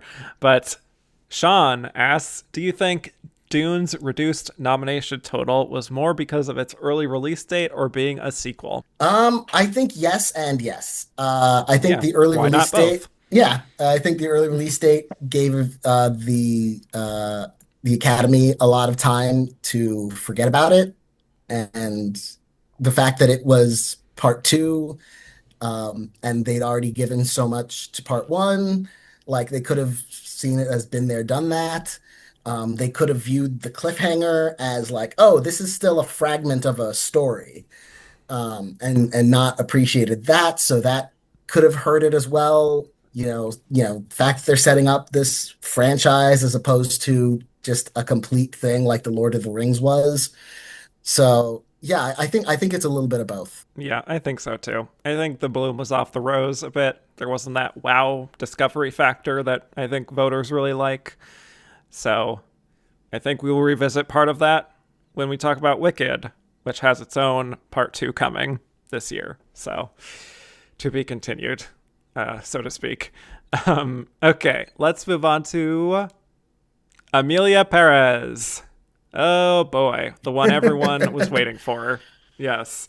So here we go. Beyond Best Picture, Amelia Perez was nominated for Best Director for Jacques Audiard, Best Actress for Carla Sofia Gascon, Supporting Actress for Zoe Saldana, Adapted Screenplay, Cinematography, Film Editing, Makeup and Hairstyling, Sound, Original Score, Original Song for both El Mal and Mi Camino, and Best International Feature Film.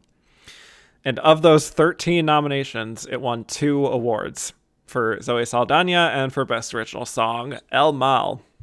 Much to discuss with this one. So, according to the description here, Amelia Perez, from renegade auteur Jacques Audiard, comes Amelia Perez, an audacious fever dream that defies genres and expectations. Through liberating song and dance and bold visuals, this odyssey follows the journey of 4 remarkable women in Mexico, each pursuing their own happiness. The fearsome cartel leader Amelia, Carla Sofia Gascon, enlists Rita, Zoe Saldana, an underappreciated lawyer stuck in a dead-end job to help fake her death so that Amelia can finally live authentically as her true self.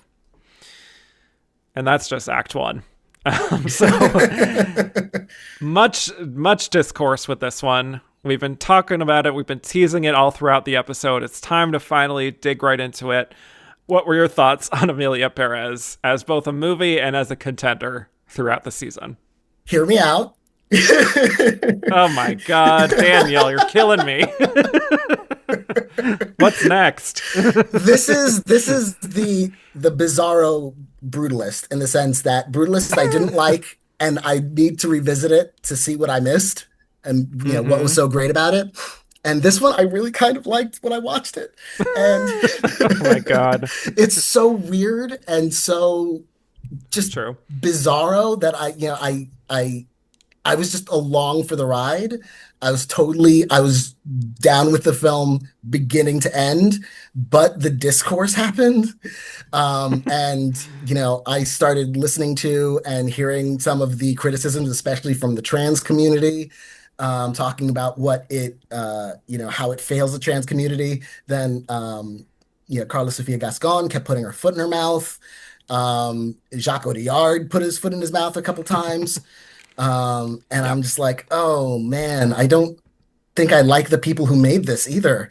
So it's a movie I have to revisit with that lens, just to kind of see, like, okay, I see where that's coming from. But I did, as a film experience, this was a positive experience for me. I'm not gonna lie. That's good. I'm glad that you're sharing your truth, honestly, like genuinely, because you're not alone in that experience. Now I need to fake my death and return so that I can. Oh boy, yeah, I did not care for this at all. Audacious, sure. I can't say I've seen anything like this either. But that doesn't necessarily mean it's good for me. Like, when I was seeing the early buzz and the rave reviews out of Cannes and Telluride and all those early festivals, I kind of had my eye on it, was intrigued, but also wasn't sure whether this would be a movie that would resonate with the industry per se. And I also feel similarly about another genre movie that we'll talk about soon. But, for this, I was very eager, but then kind of increasingly trepidatious as more people got to see it and shared just how wild it is. Some ways in a complimentary way, other times in a derogatory way. For me, watching this felt like someone stepping outside their comfort zone, talking about Jacques Audiard, but not really doing the proper research or due diligence to actually tell the story in a super authentic way. It feels very much like an outsider's perspective on transness, on Mexico, and the plotting is so all over the place, so frenetic, and it's melodramatic, I think, in an intentional way. That's not what I have a problem with. It is just for me, the complete tunelessness of the songs on top of that. I hate the soundtrack. It does not flow naturally as a musical for me at all, and it feels like Audiard was also just trying to tackle all these important topics about the trans experience and how you can't change the person you are inside, and about missing children in Mexico. Suddenly it becomes about that, all these different topics, but none of them really were fleshed out for me, so it just felt like lip service. I think Zoe Saldana is very good. How she swept, I'm not really all that sure about, but I know she has the one scene with the red blazer, and that was a highlight, but wasn't super blown away by what she was doing. Carla, there's a lot to say about her outside the context of the film, but I think she does have a very magnetic screen presence. It sucks that she can't really sing, but she has a really good screen presence. Selena Gomez is fine. I don't know. I struggled with it and also found it a little pretentious in its aims.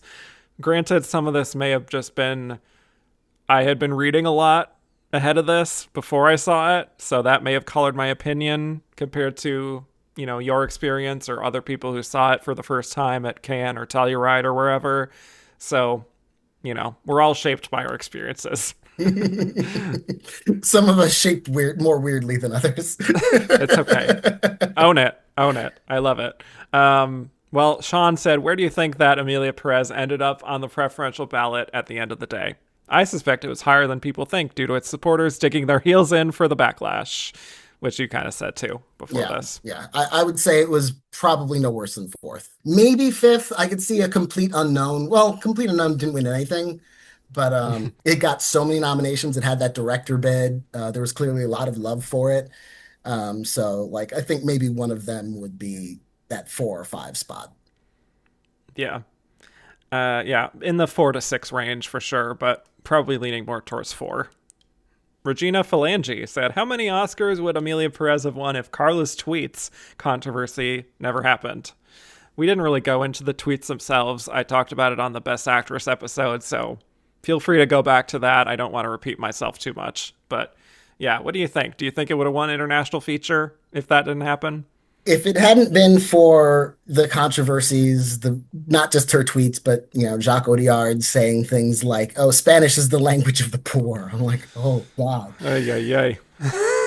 If it wasn't for that stuff, I think it wins international in a walk. That wouldn't have even been a question. Even with I'm Still Here getting that Best Picture nomination. I think Emilia Perez, just with that broad spectrum of support from every branch of the Academy, would have won International Feature, and it could have won Best Picture. I'm not gonna rule that out. It could have won. So, but I think its ceiling is fairly low. I don't think it wins more than 4, maybe. Yeah, I was gonna say I wonder if Audiard could have come along with that in picture and director maybe, because potentially Vision. What I think about the Vision, again, is okay, but it is a very striking vision. So, yeah. Andrew Carden said, had it prevailed, would Emilia Perez have marked the all-time worst Best Picture winner? Well, I'm the wrong person to ask. Clearly. There are Best Picture winners that I've personally, my experience of them, I've liked less. So, I would already say, not for me, though the most problematic, perhaps it'd be up there. Or down there in this case. Or down there. Yeah. Yes, down in the 90s of the Best Picture ranking. For me, it would be not the worst, but probably bottom 10. I mean, Crash is right there, Cimarron is right there, Cavalcade is right there. There are some not so great movies, all of which coincidentally start with the letter C. So, I don't know.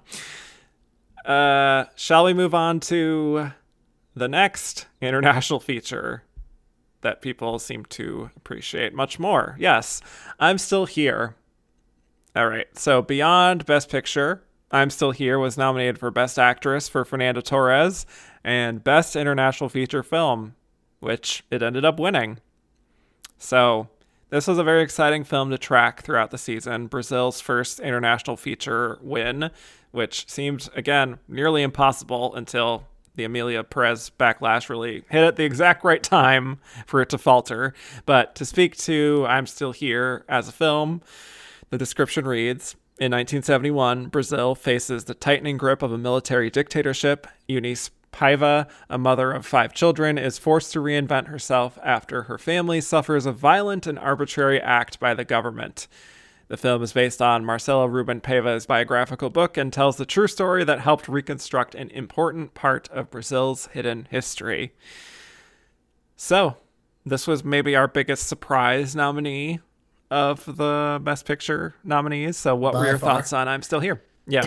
Well, it's just a good thing that nothing about it hits close to home. Oh boy. Yeah. Oh boy. And Eesh. it was a season of that. There was also Yeah. Seed of the Sacred Fig, which also felt like, Hmm. oh, I relate to this too well. This is not a good sign. Right. Um, I liked I'm Still Here quite a bit. It didn't blow me away in a, perhaps, but I thought it's just a thoroughly satisfying political thriller, character drama, and that central performance is really excellent. So I'm happy to see I'm Still Here in here. Well said. Yeah, this was the final film of the nominees that I saw, and I feel like I had really built it up in my mind, this like towering Fernando Torres performance that everyone was describing, and it's so fascinating for me because I think I went into it expecting one thing, some huge dramatic powerhouse, and what I got was something much quieter and subtler and lived in, but also like equally as impactful. So I was blown away by her work and just the fierceness in her eyes.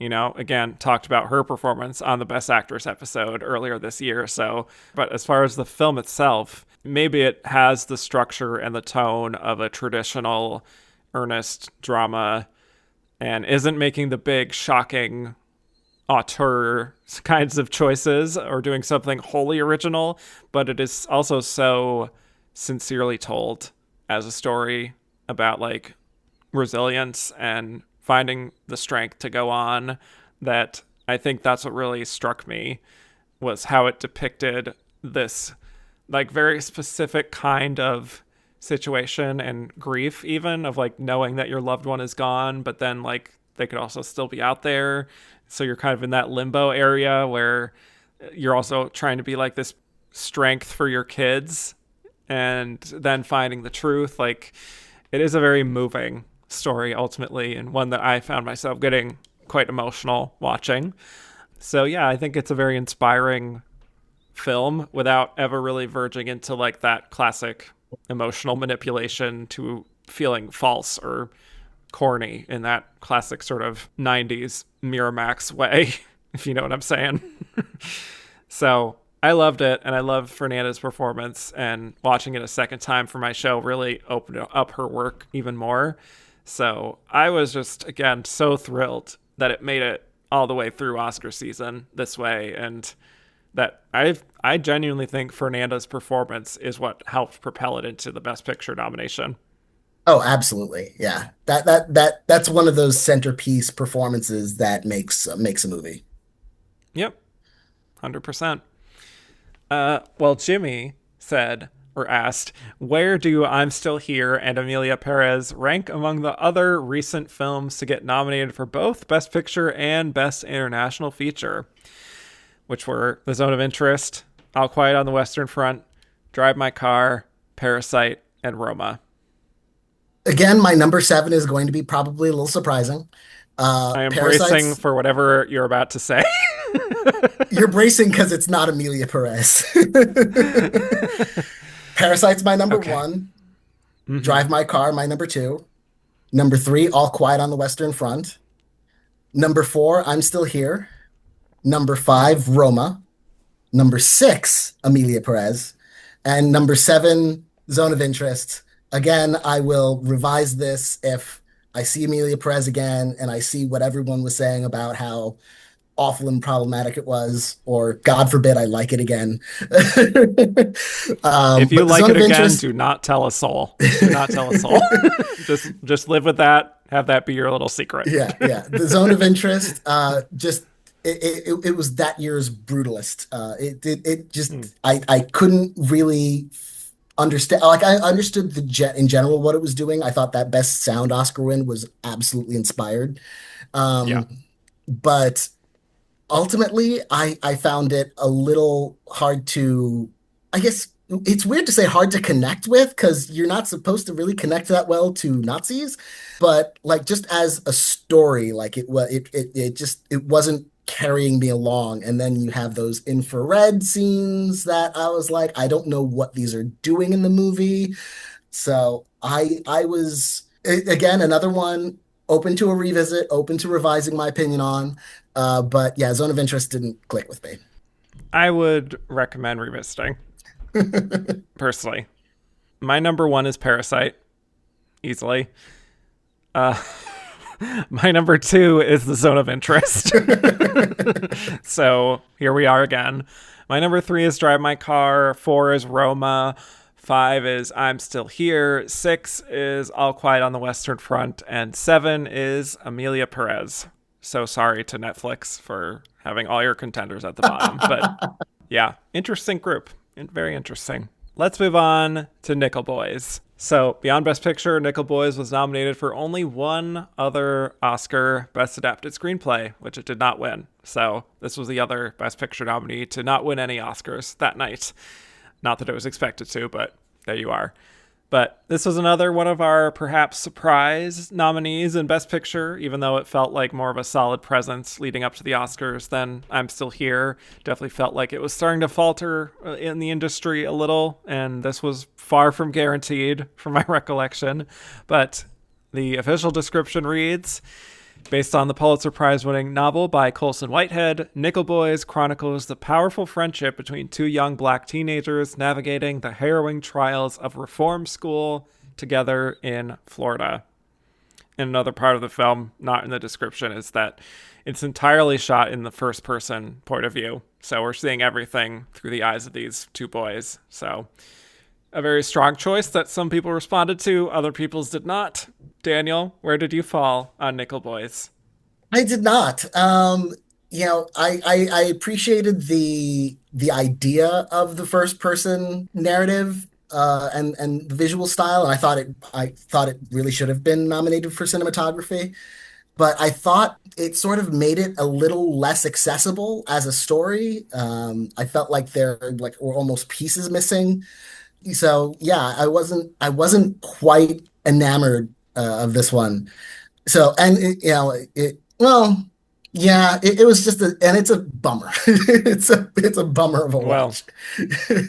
I yeah. mean, Given the necessarily subject so. matter, Given the it is. subject matter, it Yes. has to be. Yeah. Um, yeah, I wasn't picking up what this one was putting down. I respect Hmm. it, but I didn't love it.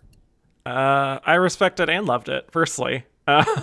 Granted, I had read the book beforehand, so maybe I had kind of a sense of what the story was, the perspective shift at one point in the film, and then the stuff later on with the adult version of the character. So yeah, I recognize that this is another movie that you either vibe with or you don't, and it could be maybe an alienating experience if you don't. But I found myself very affected by the immediacy of the camera and the perspective, just how subjective it is. And for the life of me, I do not understand how this was not nominated for cinematography. Like, Jomo Frey, a man robbed, a rare man robbed, truly. And And wasn't Amelia Perez nominated for cinematography? Yeah, yes, yes, it as was. and even as someone who has just defended that movie has no business in cinematography over Thank you. Conclave and Nickel Boys. Correct. Thank you. Thank you. But I think you're also seeing in Nickel Boys, you're seeing Ramel Ross's history of like documentaries coming into play, like some of the symbolism going on there and the B-roll footage that it's like a kind of like tone poem, perhaps you could describe it as. So also glad that I watched this in a theater with no distractions, so I could just be kind of enveloped in it. I don't think it really benefits from watching at home, honestly.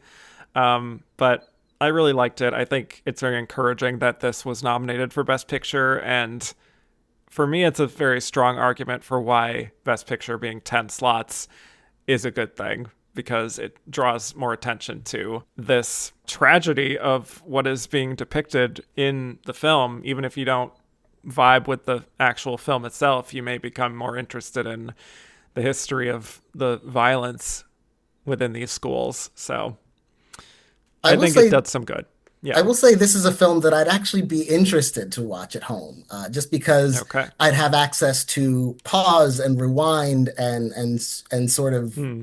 ingest it at my own pace, Hmm. and develop that understanding of it while I Hmm. go, as opposed to in a theater. It's like if I miss something, if I didn't pick up a detail, then I'm screwed for the next 20 minutes or something like that. So That's this a is fair one point. that I Yeah. would, so this is one of the reasons I like a lot of times rewatching movies at home, or Hmm. watching them for the first time at home a lot of times, is because the distractions are there. That is a problem. But it's also an opportunity to personalize that experience of the film in a way that you can't really control in a theater. Yeah, that makes sense. We did get a few questions for Nickel Boys, starting with Matthew Anderson, who said, "Why do you think Nickel Boys couldn't mount up much buzz to get itself into more categories like director or cinematography? And am I the only one on here that wishes this had won adapted screenplay over the boring snooze fest that is Conclave?" Fighting words for Daniel. I understand. I understand. Yeah, the same way, you can see why Nickel Boys or The Brutalist wouldn't connect with someone. I can see why Conclave is a very stodgy movie to some people. Yeah. Um, but so I personally would have. I'm happy that that went to Conclave. Why it couldn't mount up much buzz? I think the heaviness of the subject matter is a problem for the film, as just, getting people to watch it. And I'm not gonna lie, there have been exceptions like Moonlight and 12 Years a Slave, but I still think movies from a black perspective are gonna still have a bit of an uphill climb at the Oscars in terms of how well the Academy demographic, which is changing, but how well that demographic can still relate to the black experience on film. Yeah, and I feel like even more recent examples like Black Klansman or American Fiction are also through the lens of a more entertaining, sort of mainstream style of filmmaking compared to Nickel Boys, which I think is perhaps for some voters a little too avant garde in its approach, too poetic in its tone. And I also think the campaign was not as strong as it could have been. It also came out late, but yeah, again, still thrilled it got over the line for Best Picture. I still consider it a win, even if it didn't get those other nominations. Eliza said, "If released earlier, do you think Nickel Boys would have had a stronger showing?" That's a possibility. I still think it's a tough climb for Nickel Boys, but Yeah. it's we've seen in recent years that if you're like last out of the gate, like in terms of your release, it doesn't benefit you because, you almost need to build a little bit more of that buzz. Although it did was at festivals, but you almost need to build more of that buzz ahead of time to get that Yeah. ball rolling. And I think if the run up to the Oscar nominations had been a little longer, it might have pulled out a couple of those extra nominations. Yeah, I think so. Maybe it could crack cinematography at least. I don't know. I think Anjanou Ellis Taylor was kind of a bubble contender for supporting actress for a while, but I don't know how close she ended up being in the end. So maybe on its best day, it gets her in too, and maybe director. Existential Rock said, "Do you ever feel like a Best Picture nomination with a weak haul everywhere else hurts more than a snub? I'm glad Nickel Boys got in at least, but how did they only nominate it for picture and adapted screenplay? What other nominations would you give it, if any?" Yeah, I feel like a Best Picture nomination with a weak haul does hurt. That like it hurts my feelings, especially when it's a film that I'm rooting for. It Yeah, reminds me of Selma getting picture and song. And that same year, you right. had Foxcatcher get like I think 5 nominations. It had Best Director, Actor, Supporting Actor, and I'm like thinking, all right, Foxcatcher didn't get into Best Picture, but it still feels like the Academy liked it more than they liked Selma, because they nominated Right. so many more things about that film. And then Women Talking only getting picture and screenplay. I didn't feel as bad about that one because at least it won the screenplay award. I was very happy about that. Hmm. But yeah, it does hurt a little bit more than an outright snub sometimes. I agree. And it's also weirdly, this is like a strange comparison to make with Nickel Boys, but like I felt this way with Gone Girl only getting a Best Actress nomination. It's like, okay, so you did watch it, but you clearly didn't like it enough to nominate it anywhere else. So I take that personally, you know? Because, like, you could always argue maybe they didn't watch the film. Like, you could say Hard Truths, for example, this past year with Marianne Jean-Baptiste. Like, if she didn't get in what Mike Leigh's screenplay did, then I feel like I'd be more heartbroken for her than I am now, considering it didn't even get that. So it's weirdly that does follow that logic. So maybe. On that note, Gordon asks us to rank the 8 movies of the expanded era that were nominated for Best Picture and only one other category. So we had The Blind Side, A Serious Man, Extremely Loud and Incredibly Close, Selma, The Post, Women Talking, Past Lives, and Nickel Boys. Okay, this list I don't have to warn people about too much, except that you already know that I liked Extremely Loud and Incredibly Close better than the consensus. Number 1, Women Talking, easy number 1 for me. Number 2, Selma. Number 3, Past Lives. Number 4, The Post. Number 5, Extremely Loud and Incredibly Close. Number 6, Nickel Boys. Sorry, I just couldn't connect to it. Number 7, A Serious Man. I anti-connected to that film for some reason. And number 8, The Blind Side, which is just trash. There we go. Now we're back on track. Well, for me, number 1 is Past Lives. My number 2 is Nickel Boys. My number 3 is Women Talking. My number 4 is The Post. My number 5 is, yes, Selma. 6 is A Serious Man. Extremely Loud, Incredibly Close, 7, and The Blind Side, 8. So at least we could agree on last place. Yes. It is, in fact, trash. Okay. Let's move on to The Substance. So, beyond Best Picture, The Substance was nominated for Best Director for Coralie Farja, Best Actress for Demi Moore, Best Original Screenplay, and Best Makeup and Hairstyling, winning Makeup and Hairstyling. So we've got a rare horror movie in the mix, a movie that, again, seemed kind of impossible to get the attention of the Academy for a while, but it really clearly ended up resonating.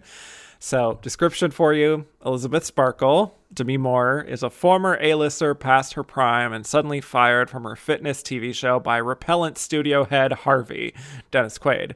She is then drawn to the opportunity presented by a mysterious new drug, the Substance. All it takes is one injection and she is reborn temporarily as the gorgeous 20-something Sue, Margaret Qualley. The only rule? Time needs to be split. Exactly 1 week in one body, then 1 week in the other. No exceptions. A perfect balance. What could go wrong? Yes, very intrigued to hear your take on The Substance, because I have a lot to say, personally, on this. Well, I liked it a lot. Yeah, and body horror is not my thing, generally speaking. I can appreciate body horror like any other genre, but if I have a choice of films to put on, I'm not usually going to put on the body horror. It's just hard to be in the mood for that. But I loved how satirical it was. I loved how unsubtle it was about the satire. Like it everything it wants to say, it says emphatically, and I appreciated that. Like not everything has to be like, whispered in subtext. It's like, no, the way society and Hollywood and the culture treats women sucks, and this movie is like, this is how it sucks. So Demi's excellent, Margaret Qualley's excellent, Dennis Quaid is weirdly excellent in that incredibly grotesque role. One of his best performances in recent years, by far. and it's a little too good at that. Yeah. And I was grossed the fuck out. Not gonna lie. Good. But that's not a criticism of a body horror movie. Right, exactly. So I love The Substance. I had such a great time with it, but also, even while having a great time with it, made me deeply sad at the same time.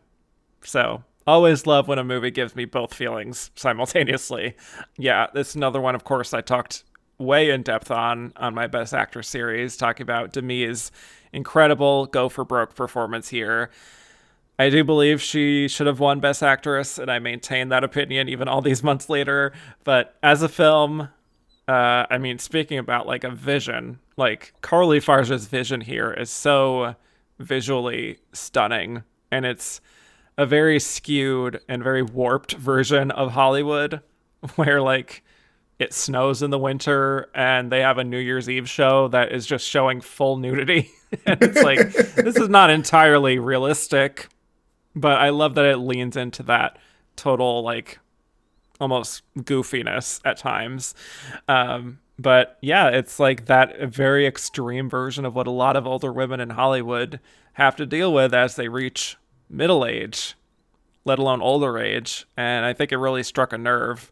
And, you know, even though I may not be an actress in her mid 50s, I do totally relate to the idea of like looking in the mirror sometimes and not loving what you see and like wanting to make a change and taking a drastic action even that you haven't fully thought through.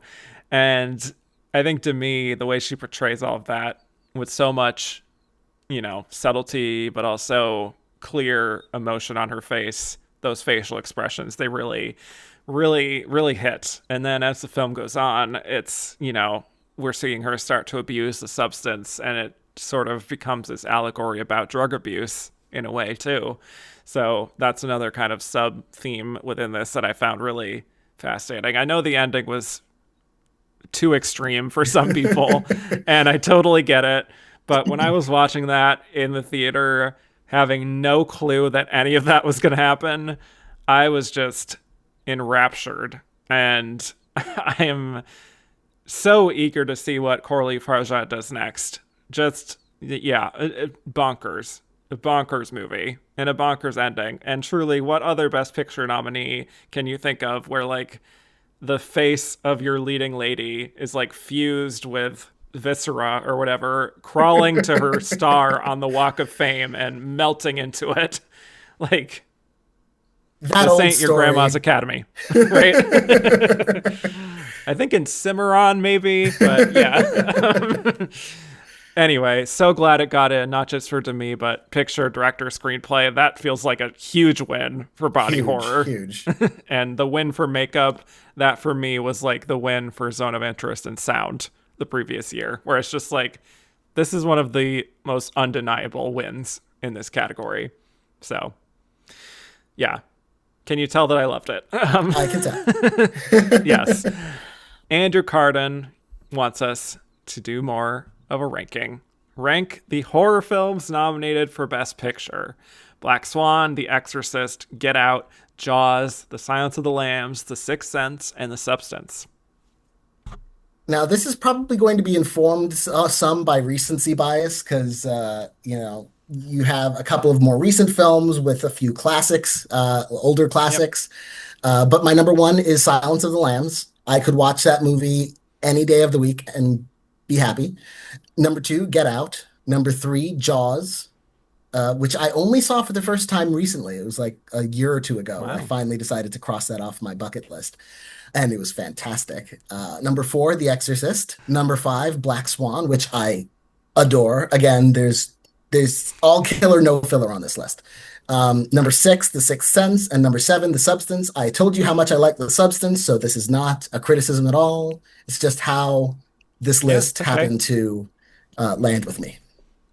Yeah, this was one for me where I love all of these movies. So this was actually kind of difficult because there's no stinker in the bunch at all for me.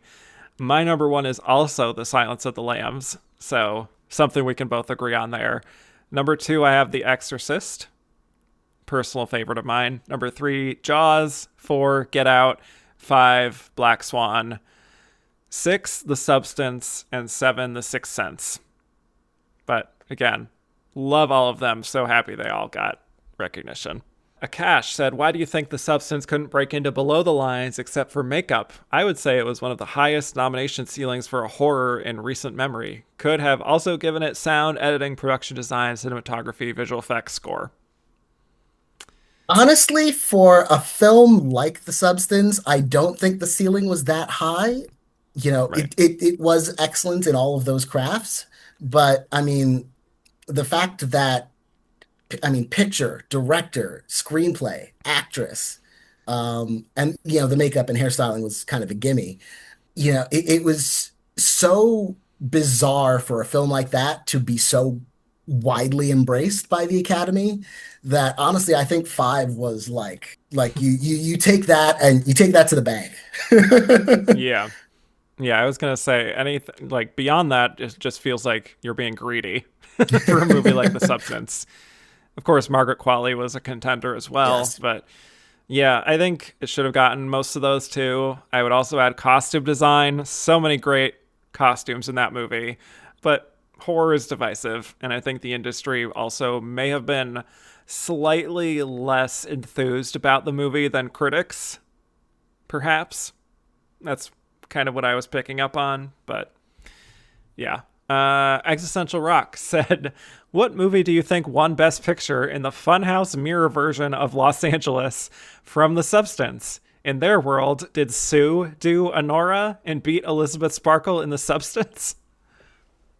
Well, in the Substance world, Best Picture probably goes to a movie about a man. Uh, Well, yes. Fair point.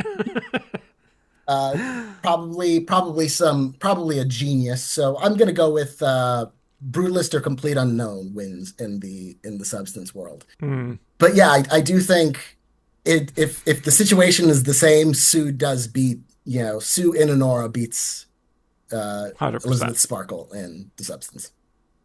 I also love the fact that Sue never gets a last name. She's just Sue.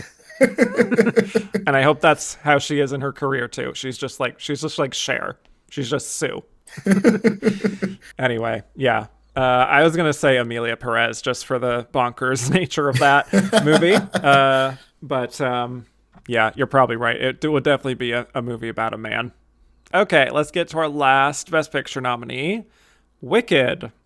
So beyond Best Picture, Wicked was nominated for Best Actress for Cynthia Erivo, Best Supporting Actress for Ariana Grande, Costume Design, Film Editing, Makeup and Hairstyling, Original Score, Production Design, Sound, and Visual Effects. So 10 nominations, 2 wins for Costume Design and Production Design. So description here, not that most people need it by now, but Wicked, the untold story of the Witches of Oz, stars Cynthia Erivo as Elphaba, a young woman misunderstood because of her green skin who has yet to discover her true power, and Ariana Grande as Glinda, a popular young woman gilded by privilege who has yet to discover her true heart. The two meet as students at Shiz University in the fantastical land of Oz and forge an unlikely but profound friendship. Following an encounter with the wonderful Wizard of Oz, their friendship reaches a crossroads and their lives take very different paths. Their extraordinary adventures in Oz will ultimately see them fulfill their destinies as Glinda the Good and the Wicked Witch of the West. Sounds pretty good. So, yeah, this is our biggest box office hit of the Best Picture race. Save the biggest for last. A real phenomenon this past year and kind of continuing into this year because of the sequel. But what was your relationship with Wicked and this adaptation? I had not seen the musical on Broadway, and I hadn't listened to the cast recording. So I'd heard Wow. some of the songs just through cultural osmosis. Popular, you hear Defying Gravity, you hear, just from being conscious in America over the last 20 years. So I really had kind of low expectations of the film. I didn't expect that it would really hit with me, and I was pleasantly surprised. I thought it was better than I expected. The beats that I knew were coming were I had read the book, which is quite different from the Oh, musical. yeah, it is. You could say that. Um, and so I was very pleasantly surprised. The beats that I was expecting really landed by the time you get to Defying Gravity at the end of the film. I'm like, I've heard Defying Gravity before. It's gonna be fine. Let's do it. Let's do it. I'm like thinking, and then I'm like sniffling during Defying Gravity. I was like, how is this Oh affecting me boy. this much? I love it. Yeah, I really enjoyed Wicked. I was looking forward to it cautiously Having also read the book, having seen the stage musical, I was a little nervous about the look of it, but I felt like I kind of adjusted to the cinematography and all that over time as I was watching the film. The lighting, not my favorite, a little too washed out at times too, but also overlit at other times. So that would be my major critique of it. But generally speaking, I loved the performances. The vocals were out of this world. Ariana Grande is a total delight. Cynthia Erivo, I think, brings a surprising amount of depth to a part that could have been pretty surface level. Talked about this a lot on the Best Actor series, but the vocals just out of this world.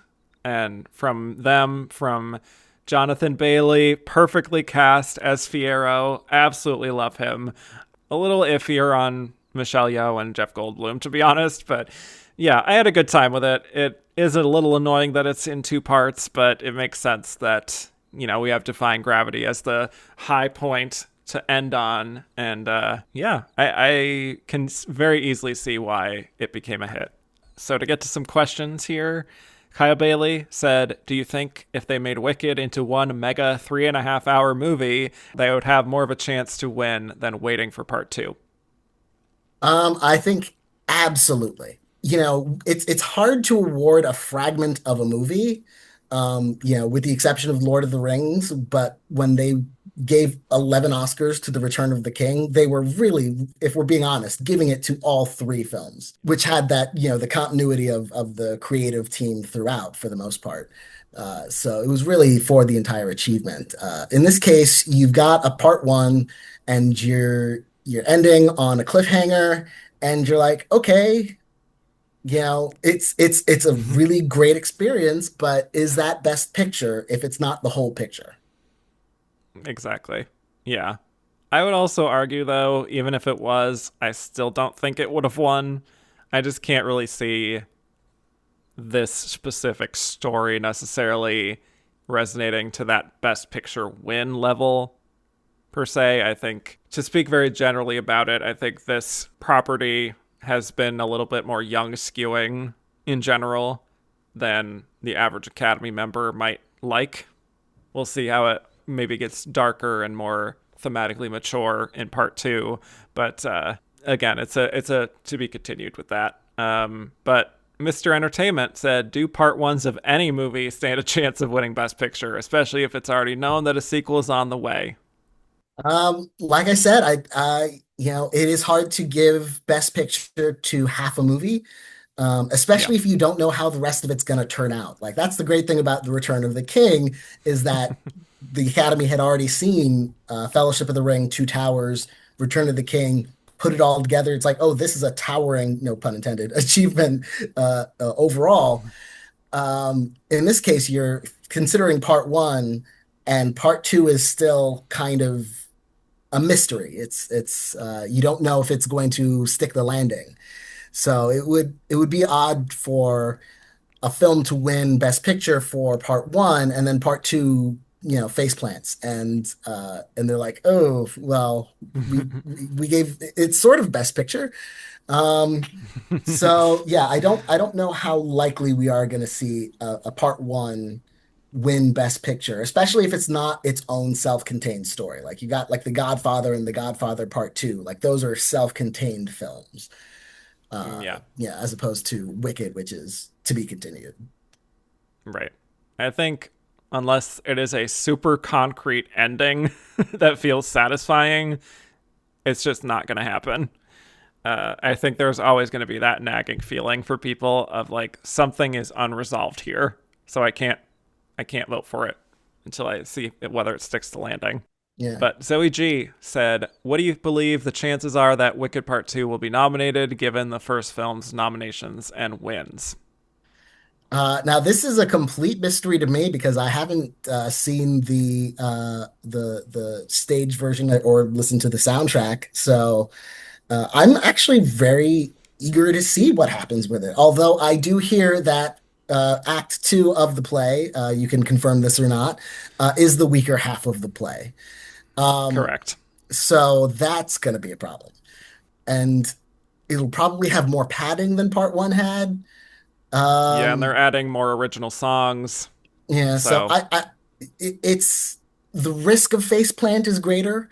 I don't think it'll totally, fall on its face, but I don't. I think it could end up sort of like Dune and Avatar, their sequels, hmm, like still get in for Best right. Picture, but fewer nominations total. Yeah. I think it will maybe have to surpass the first film in some ways and not be accused of being inferior for it to match those 10 nominations. Even a series like The Lord of the Rings saw a pretty big dip in nominations from Fellowship to Two Towers. So, but if it really does stick the landing and it makes people cry in the end, which it does make people cry in the end, I think it'll still do well. Probably not 10 nominations, but yeah, like you said, picture and some text. And maybe both Cynthia and Ariana get in again. I'm not positive on that. Depends how strong the acting fields are this year. Okay, so I think now we're getting into just general questions here. Sean said, were there any nominations you dreaded going into nomination morning, and were you pleased or aghast at the results? I wouldn't say I was overjoyed by anything or completely aghast at anything. I said earlier, like most of my favorite films this year weren't really in the hunt for awards for the most part. So I was happy that Conclave did well, of course. I was a little bummed that for Daniel Craig, just because, that would have been a nice career recognition for him, coming out of Bond. I was really unhappy with Marianne Jean-Baptiste getting snubbed. That Yeah. was bad. James Mangold getting into Best Director wasn't great. No Other Land getting in for documentary and then ultimately winning, made the whole Oscars for me. So that was great. So yeah, it was a up and down depending on the category, but yeah, nothing. I'm sure a lot of people were aghast at 13 nominations for Amelia Perez, which I will admit is far, far more nominations than it needed. Yeah, that is what I was going to say. So you teed that up very nicely for me. I definitely dreaded just how many nominations Amelia Perez would get, and then was aghast at just how many.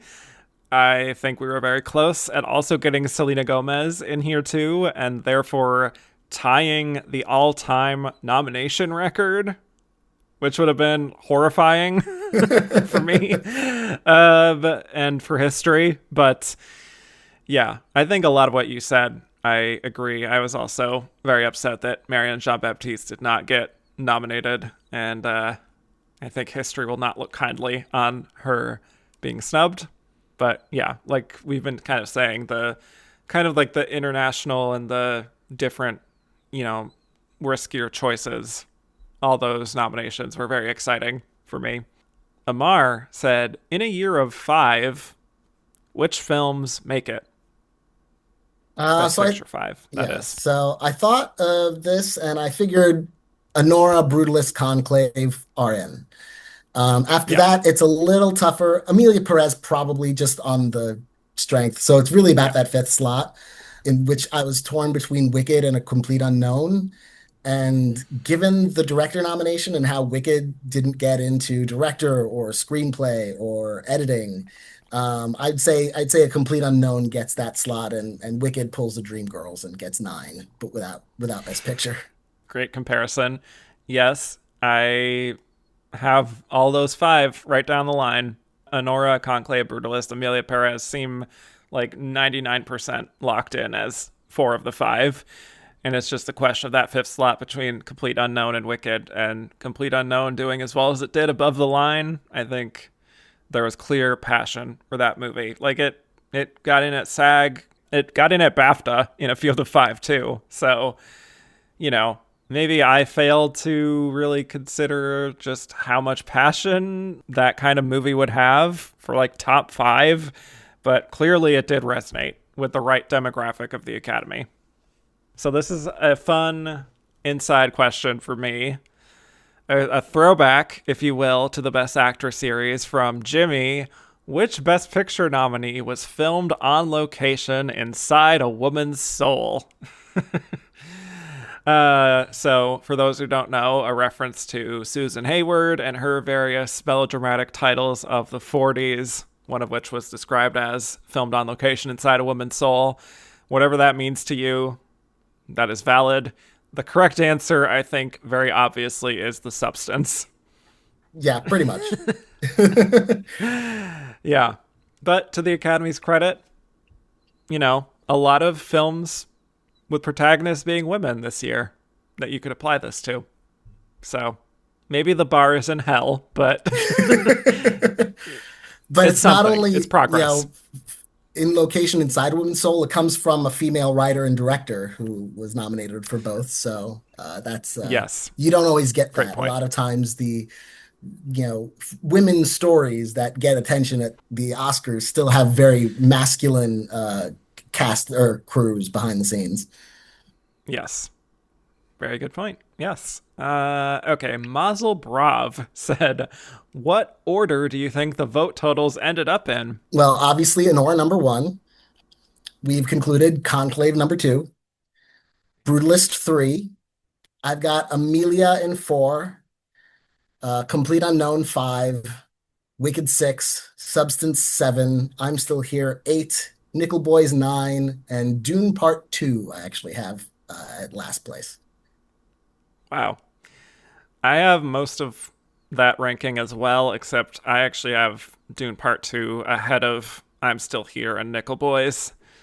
Just because I think, there were some film bros that were really stumping hard for that movie still, and we're hoping that it got more recognition than it did. So I think it probably inched a few more number one votes than I'm Still Here or Nickel Boys, but I have no idea. It could be any combination after that top six or so.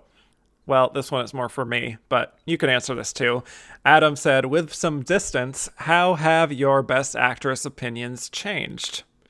Mine personally haven't changed. Pretty much the same. I still think Demi should have won, or Fernanda Torres. I think Mikey Madison is a very good winner. I'm not going to knock her as a winner just because she beat my fave, unlike some people out there who do such things, and I think that's very unfair to those actresses. But I think it's still pretty much like right down the line of like Demi and Fernanda would have been great winners for me. And then Mikey's very good, wouldn't be my choice. And then Cynthia, and then Carla, Carla, welcome. Nice to have you here. Or she got to go to the Oscars. She got to go to the Oscars. First and last time. Enjoy the party. Yep. What about for you? Did you have any strong Best Actress opinions here? Not really. I liked Mikey Madison a lot, and I liked her win. I mostly like it in that I'm hoping we get to see a lot more of her in the future. I'm anxious to see what this means for her career, going forward, being in her early 20s. This field didn't have like a lot of my top favorites in it, mostly because no one from his three daughters was nominated for anything. Yeah. So none of these really resonated with me as much as every performance in that movie resonated with me. So I wasn't like gonna be too upset either way if it went to Mikey or Demi. I liked both performances, and I think they both would have been deserving. Okay. Well, a few more questions from Jeffrey Kerr. If the Academy hasn't been welcoming more younger nor diverse voters in recent years and still largely consisted of old men, how different would this year's slate of nominees have looked? Probably pretty different. Definitely no Substance. Sorry to Substance, but I know. if the Academy does not diversify, you do not get a Substance in. Wicked might have been more dismissed as kind of popcorn movie for kids. Yeah. Anora might have even I don't think it would have won in the old Academy. Nomination. Yeah. It probably still gets the nomination, but it's even then it seems like it's such a the new Academy kind of movie as opposed to certainly nothing traditional about it. Yeah, I think that's a very good point. I think maybe the ceiling for a movie like Anora, even in the 2010s, would be like an original screenplay win. Yeah. Maybe actress. Maybe actress. Yeah. But yeah, we're in a whole new world. One more question from Ian Blacklock. Would you say Sing Sing had any chance of getting a Best Picture nomination? For me, I think it would have had a better chance if it had that supporting actor nomination for Clarence Macklin. I think Sing Sing had a shot to win. I don't know what A24 was doing with that movie.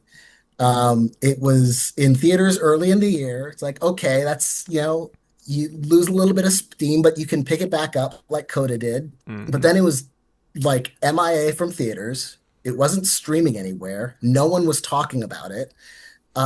Yeah, and then suddenly give a release like right after the nominations, I think it was. And it was just like, why? A24 is usually so good at this. And if they had, I mean, I don't know how much they were pushing it behind the scenes to Oscar voters, because obviously those are the only viewers who matter, in terms of the Oscars, obviously. But it just felt like it wasn't there. It just wasn't around. So Yeah. I really feel like they squandered an opportunity with Sing Sing.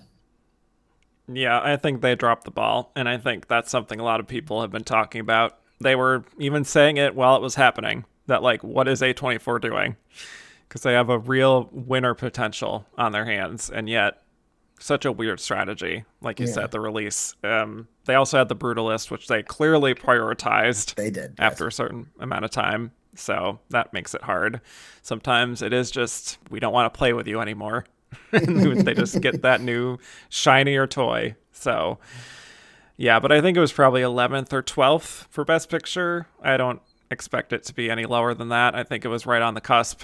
It did get Coleman Domingo in, and it did get screenplay as well, and it got in for song, I think was the other one. Yeah. And at least Clarence Macklin did get that nomination as Yes. part of the writing team. Right. So before we get to our final segment, I just wanted to do one quick little rapid fire round of should have been a contender, which we can just mention any other movies not in the Best Picture lineup that we felt deserved to be there. And according to you, you only had Conclave in your top 10. So I'm sure you have 9 others that you want to mention if you just want to rattle off your top 10. Sure. I know we've kind of peppered them out through the episode too, but Yeah, His Three Daughters was my number one movie of the year. Loved it. Loved those 3 performances. I think they were pushing them all supporting, maybe, and that was not a call I would have made. Just because they're so clearly all leads, and I feel like that's just going to confuse people more than it's going to help them. It's the titular roles. I saw The TV Glow as my number 2 of the year. Loved that movie. Seat of the Sacred Fig was my number 3. No Other Land did win an Oscar. It was my number 4. All We Imagine Is Light was my number 5. So I had both fancy named, international films in there. Right. Sebastian Stan got in for The Wrong Movie. A Different Man was my number 6. Conclave was my 7. A Real Pain, loved Real Pain. That was my number 8. Glad that Kieran Culkin won, even though this year we had 4 lead performances win Oscars. Yep. Now we said it. Yep. The documentary Dahomey was my number 9. And number 10, I really thought could go somewhere. I thought it had a shot at SAG Ensemble, at least the nomination, was Saturday Night. I thought that was much better than I expected. A really kind of propulsive movie that, and casting, I thought that movie alone is the reason for a casting Oscar to exist. Yeah, I love that. Yeah, and I really love most of those movies as well, so don't need to repeat myself too much from what you already said, but I would also add in just hard truths, even beyond Marianne Jean-Baptiste's performance. I think that is a film that for me really felt like this is a movie for this. This is a movie for our times. But the idea of like the anxiety that film talks about and the pain of living in the 2020s, it is post-pandemic. So that really, really hit hard for me. And her performance, I still think about of course, like you said, The Seat of the Sacred Fig really resonated in very uncomfortable ways. No Other Land, certainly. I'm so glad that that movie got the platform it did. And Challengers, we can't, go through this without mentioning Challengers, which was another big film Twitter fave and something that a lot of people were really hoping would get recognition. So baffling to me that it did not get nominated for Best Original Score. Trent Reznor and Atticus Ross, who have won multiple Oscars before, we can say that it's like a cliquey group, the music branch, but they are kind of part of the group now. Yeah. So I don't know what happened there. Maybe it's just the style of music didn't work for them, but baffling to me. Same thing for editing. Where was that nomination? And I love all three of the performances, especially Josh O'Connor. So that was criminally robbed. And I saw the TV Glow also made my top 10. And that is a movie where the ending of that I am haunted by. And what Jaden Smith, or Justice Smith, does in that final sequence is truly vulnerable work.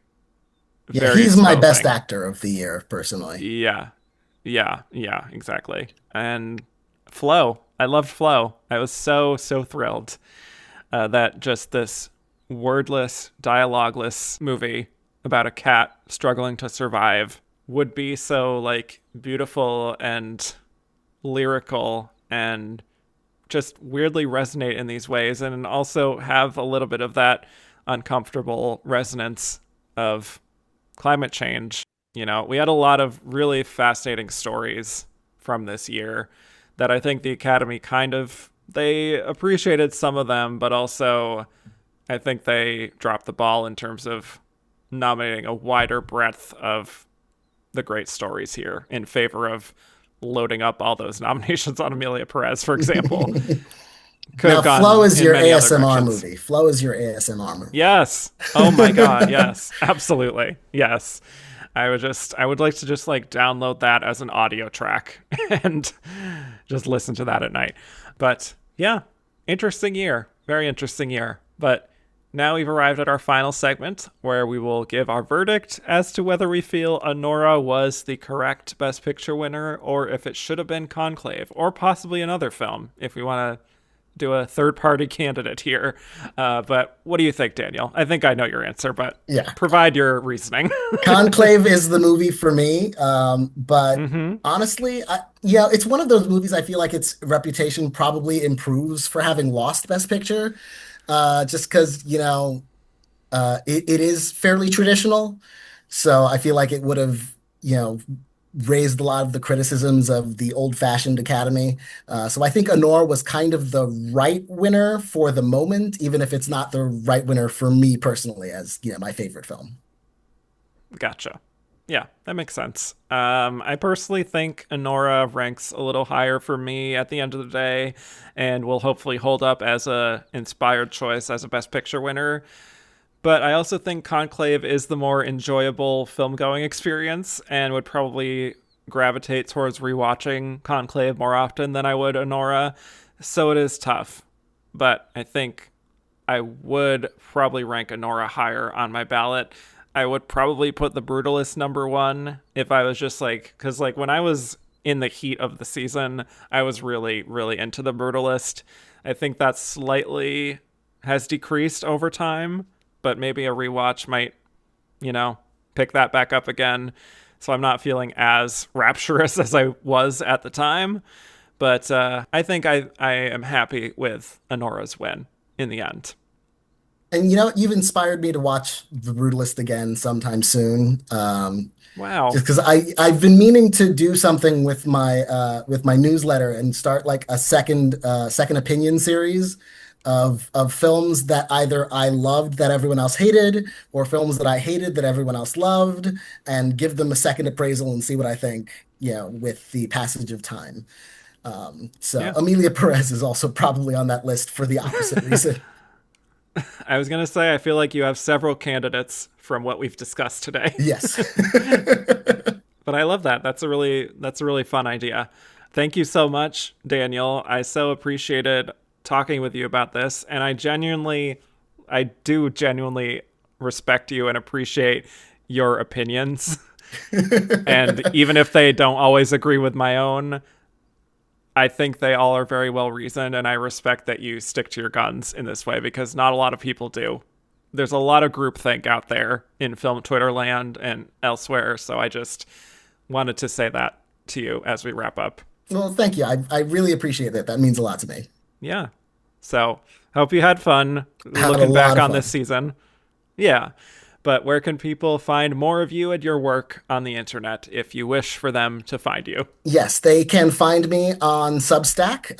My newsletter is called Me and the Media. You can also find me on Blue Sky. I have a Twitter account or X account, but I don't really use it anymore. I'm on Facebook. I'm on Instagram. I'm on TikTok. So, Daniel Montgomery on pretty much everything. Dan something on Instagram. I'm in all of the places that you can find people. Damn, you're everywhere. All right. I'll wait for all the hate mail from the Amelia Press No, haters. be nice. Be nice to Daniel. Yes, thank you all so much for listening. You could find me at Kevin_Jacobson on Twitter and Instagram, and just Kevin Jacobson on Blue Sky. The podcast is Oscar Runner-Up on Twitter, Instagram, Blue Sky, and the runner-up is rate, review, and follow if you haven't already. And if you like what you heard and want to hear more, go to patreon.com/andtherunnerup where you can listen to a whole bunch of fun bonus episodes.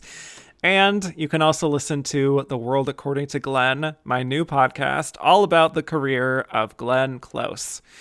So, looking forward to another Oscar season ahead. Stay safe out there on those film Twitter streets. But with that, thanks again, Daniel. Thank you for having me. And I will bid you all adieu.